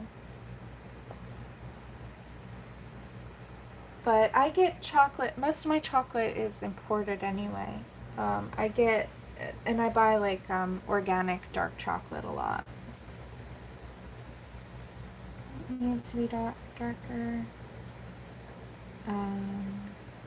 But I don't think we can get Aussie chocolate here. Kind of limited there.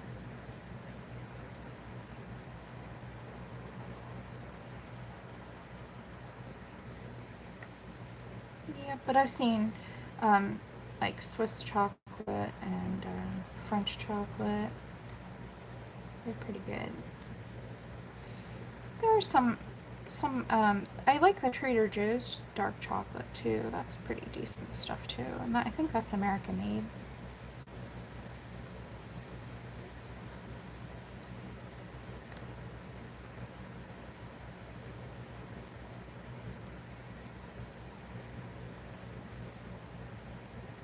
Let's see here. Okay. Does it go through customs though? I feel like food is sort of one of those weird things.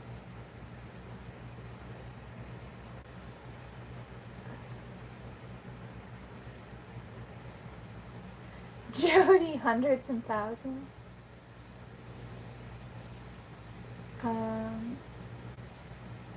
Could be Loretta. I mean, I eat 70% cocoa or 80% cocoa, so it's not actually that sweet. But if you're eating milk chocolate, I'm sure it's sweeter. But I don't know. I mean, I think if you're... Oh, good. Oh, okay, good. World Market. Cat. Is that like a website I can order it from? Alright, Sahara. I hope you feel better, sweetheart. Take it easy and get some good rest. Lots of fluids. Thank you for stopping in.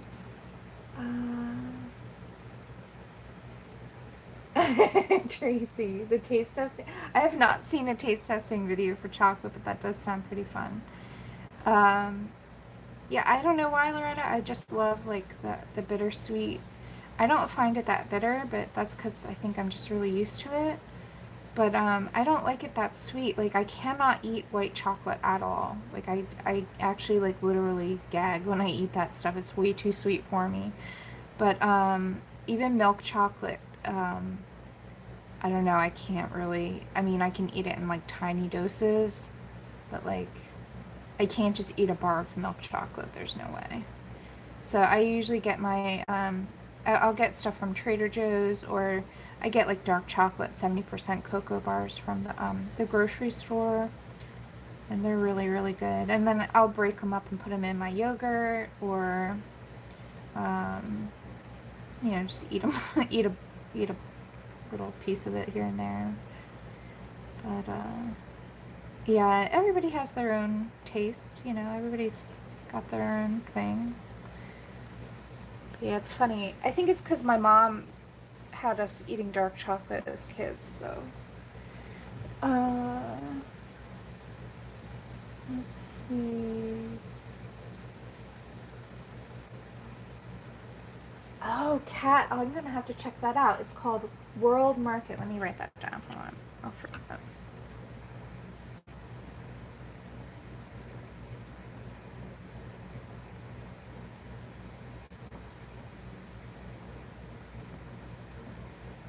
You don't have to tell me twice to try chocolate. Okay. Cat. Tracy, I have had chocolate with Rice Krispies in it, but only the milk chocolate bars. And again, they're just super sweet for me. But if they made dark chocolate with Rice Krispies in it, I think I would be in heaven.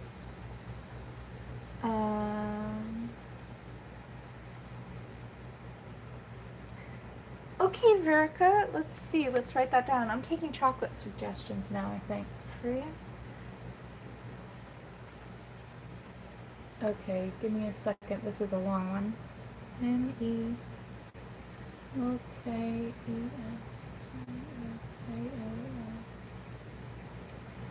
Oh yeah, that's readable. Okay. Is dark chocolate good for you? Wait, Pickle, they make dark chocolate Kit Kats? But the Kit Kats, I don't know why. There's something about them I'm not a big fan of.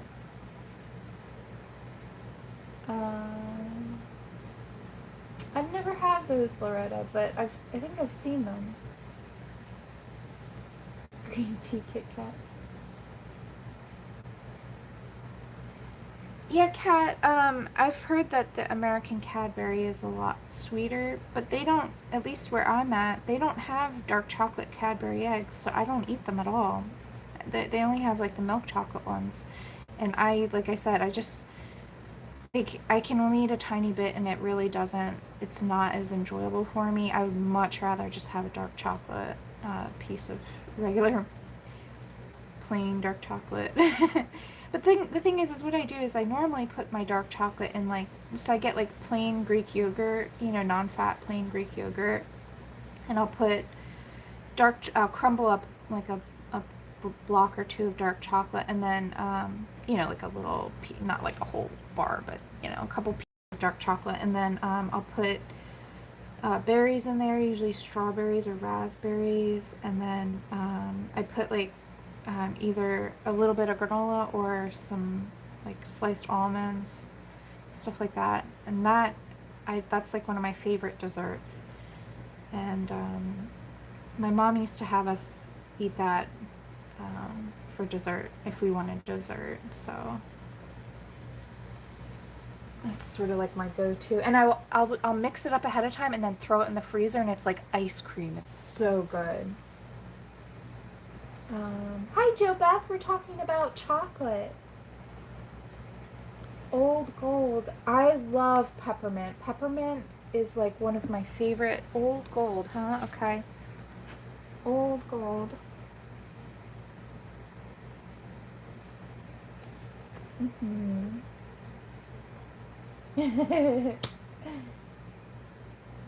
Now I'm really hungry, guys. It's also time to take off, actually. Me too. Peppermint is... I love peppermint tea. I love peppermint candies. Not so much candy canes, but like the real peppermint candies, like the... And like there's this dark chocolate peppermint bark I get at Christmas that is... Oh, it's to die for. It's so good. Alright guys, I think we're done for today. We will get back to this. Yes, Rochelle, exactly. Thank you, Shannon. She's getting there. We're on the way. Still, I think her eyes need work, and I'm not sure what else is bothering me, but I'll figure it out. It's gonna happen. And then, so what we'll do next time, we'll probably we'll finish off the hair, and I hope that will sort of help me see what I need to do the rest of it. Oh, before we go, hold on. Let's just make sure that let's see, it was sandbar brown. Let's just make sure the eyebrows match. So let's put in the same color.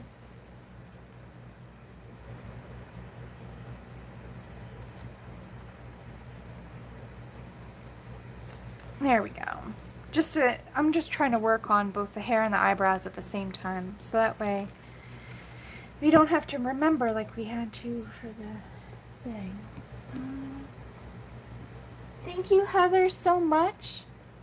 And, oh, Tracy. Thank you, guys. Thank you for all the chocolate suggestions. I'll see if I can pick up these guys and try them out. But, oh, Shell, I think her eyes aren't actually finished yet. But yeah, I mean, this drawing, she has like a fierce look to her. That's all Hannah's work, though. I didn't have anything to do with that. I just colored it. But it's a pretty page. Let's see. Alright, take care, Loretta. Bye, everyone. Bye, Kat, Jody. Thank you all. Alana, Connie, Tracy, JoBeth, Blue Petal Media. Thank you for lurking. I think that's the first time you've chatted. Thank you, though, for watching. See you, Daria. Alright, thank you all so much. I had a great time chatting with you, and now I'm hungry, so I might just raid my fridge for a piece of chocolate. I hope you all have a wonderful, colorful, sweet day. And we're going to pick this up again next Tuesday morning. Same time, same place. So, yeah, I'll see you guys then. And until then, I'll probably be doing some other streams as I can, as needed, you know, throughout the week. All right, guys, thank you so much. Take care. Bye.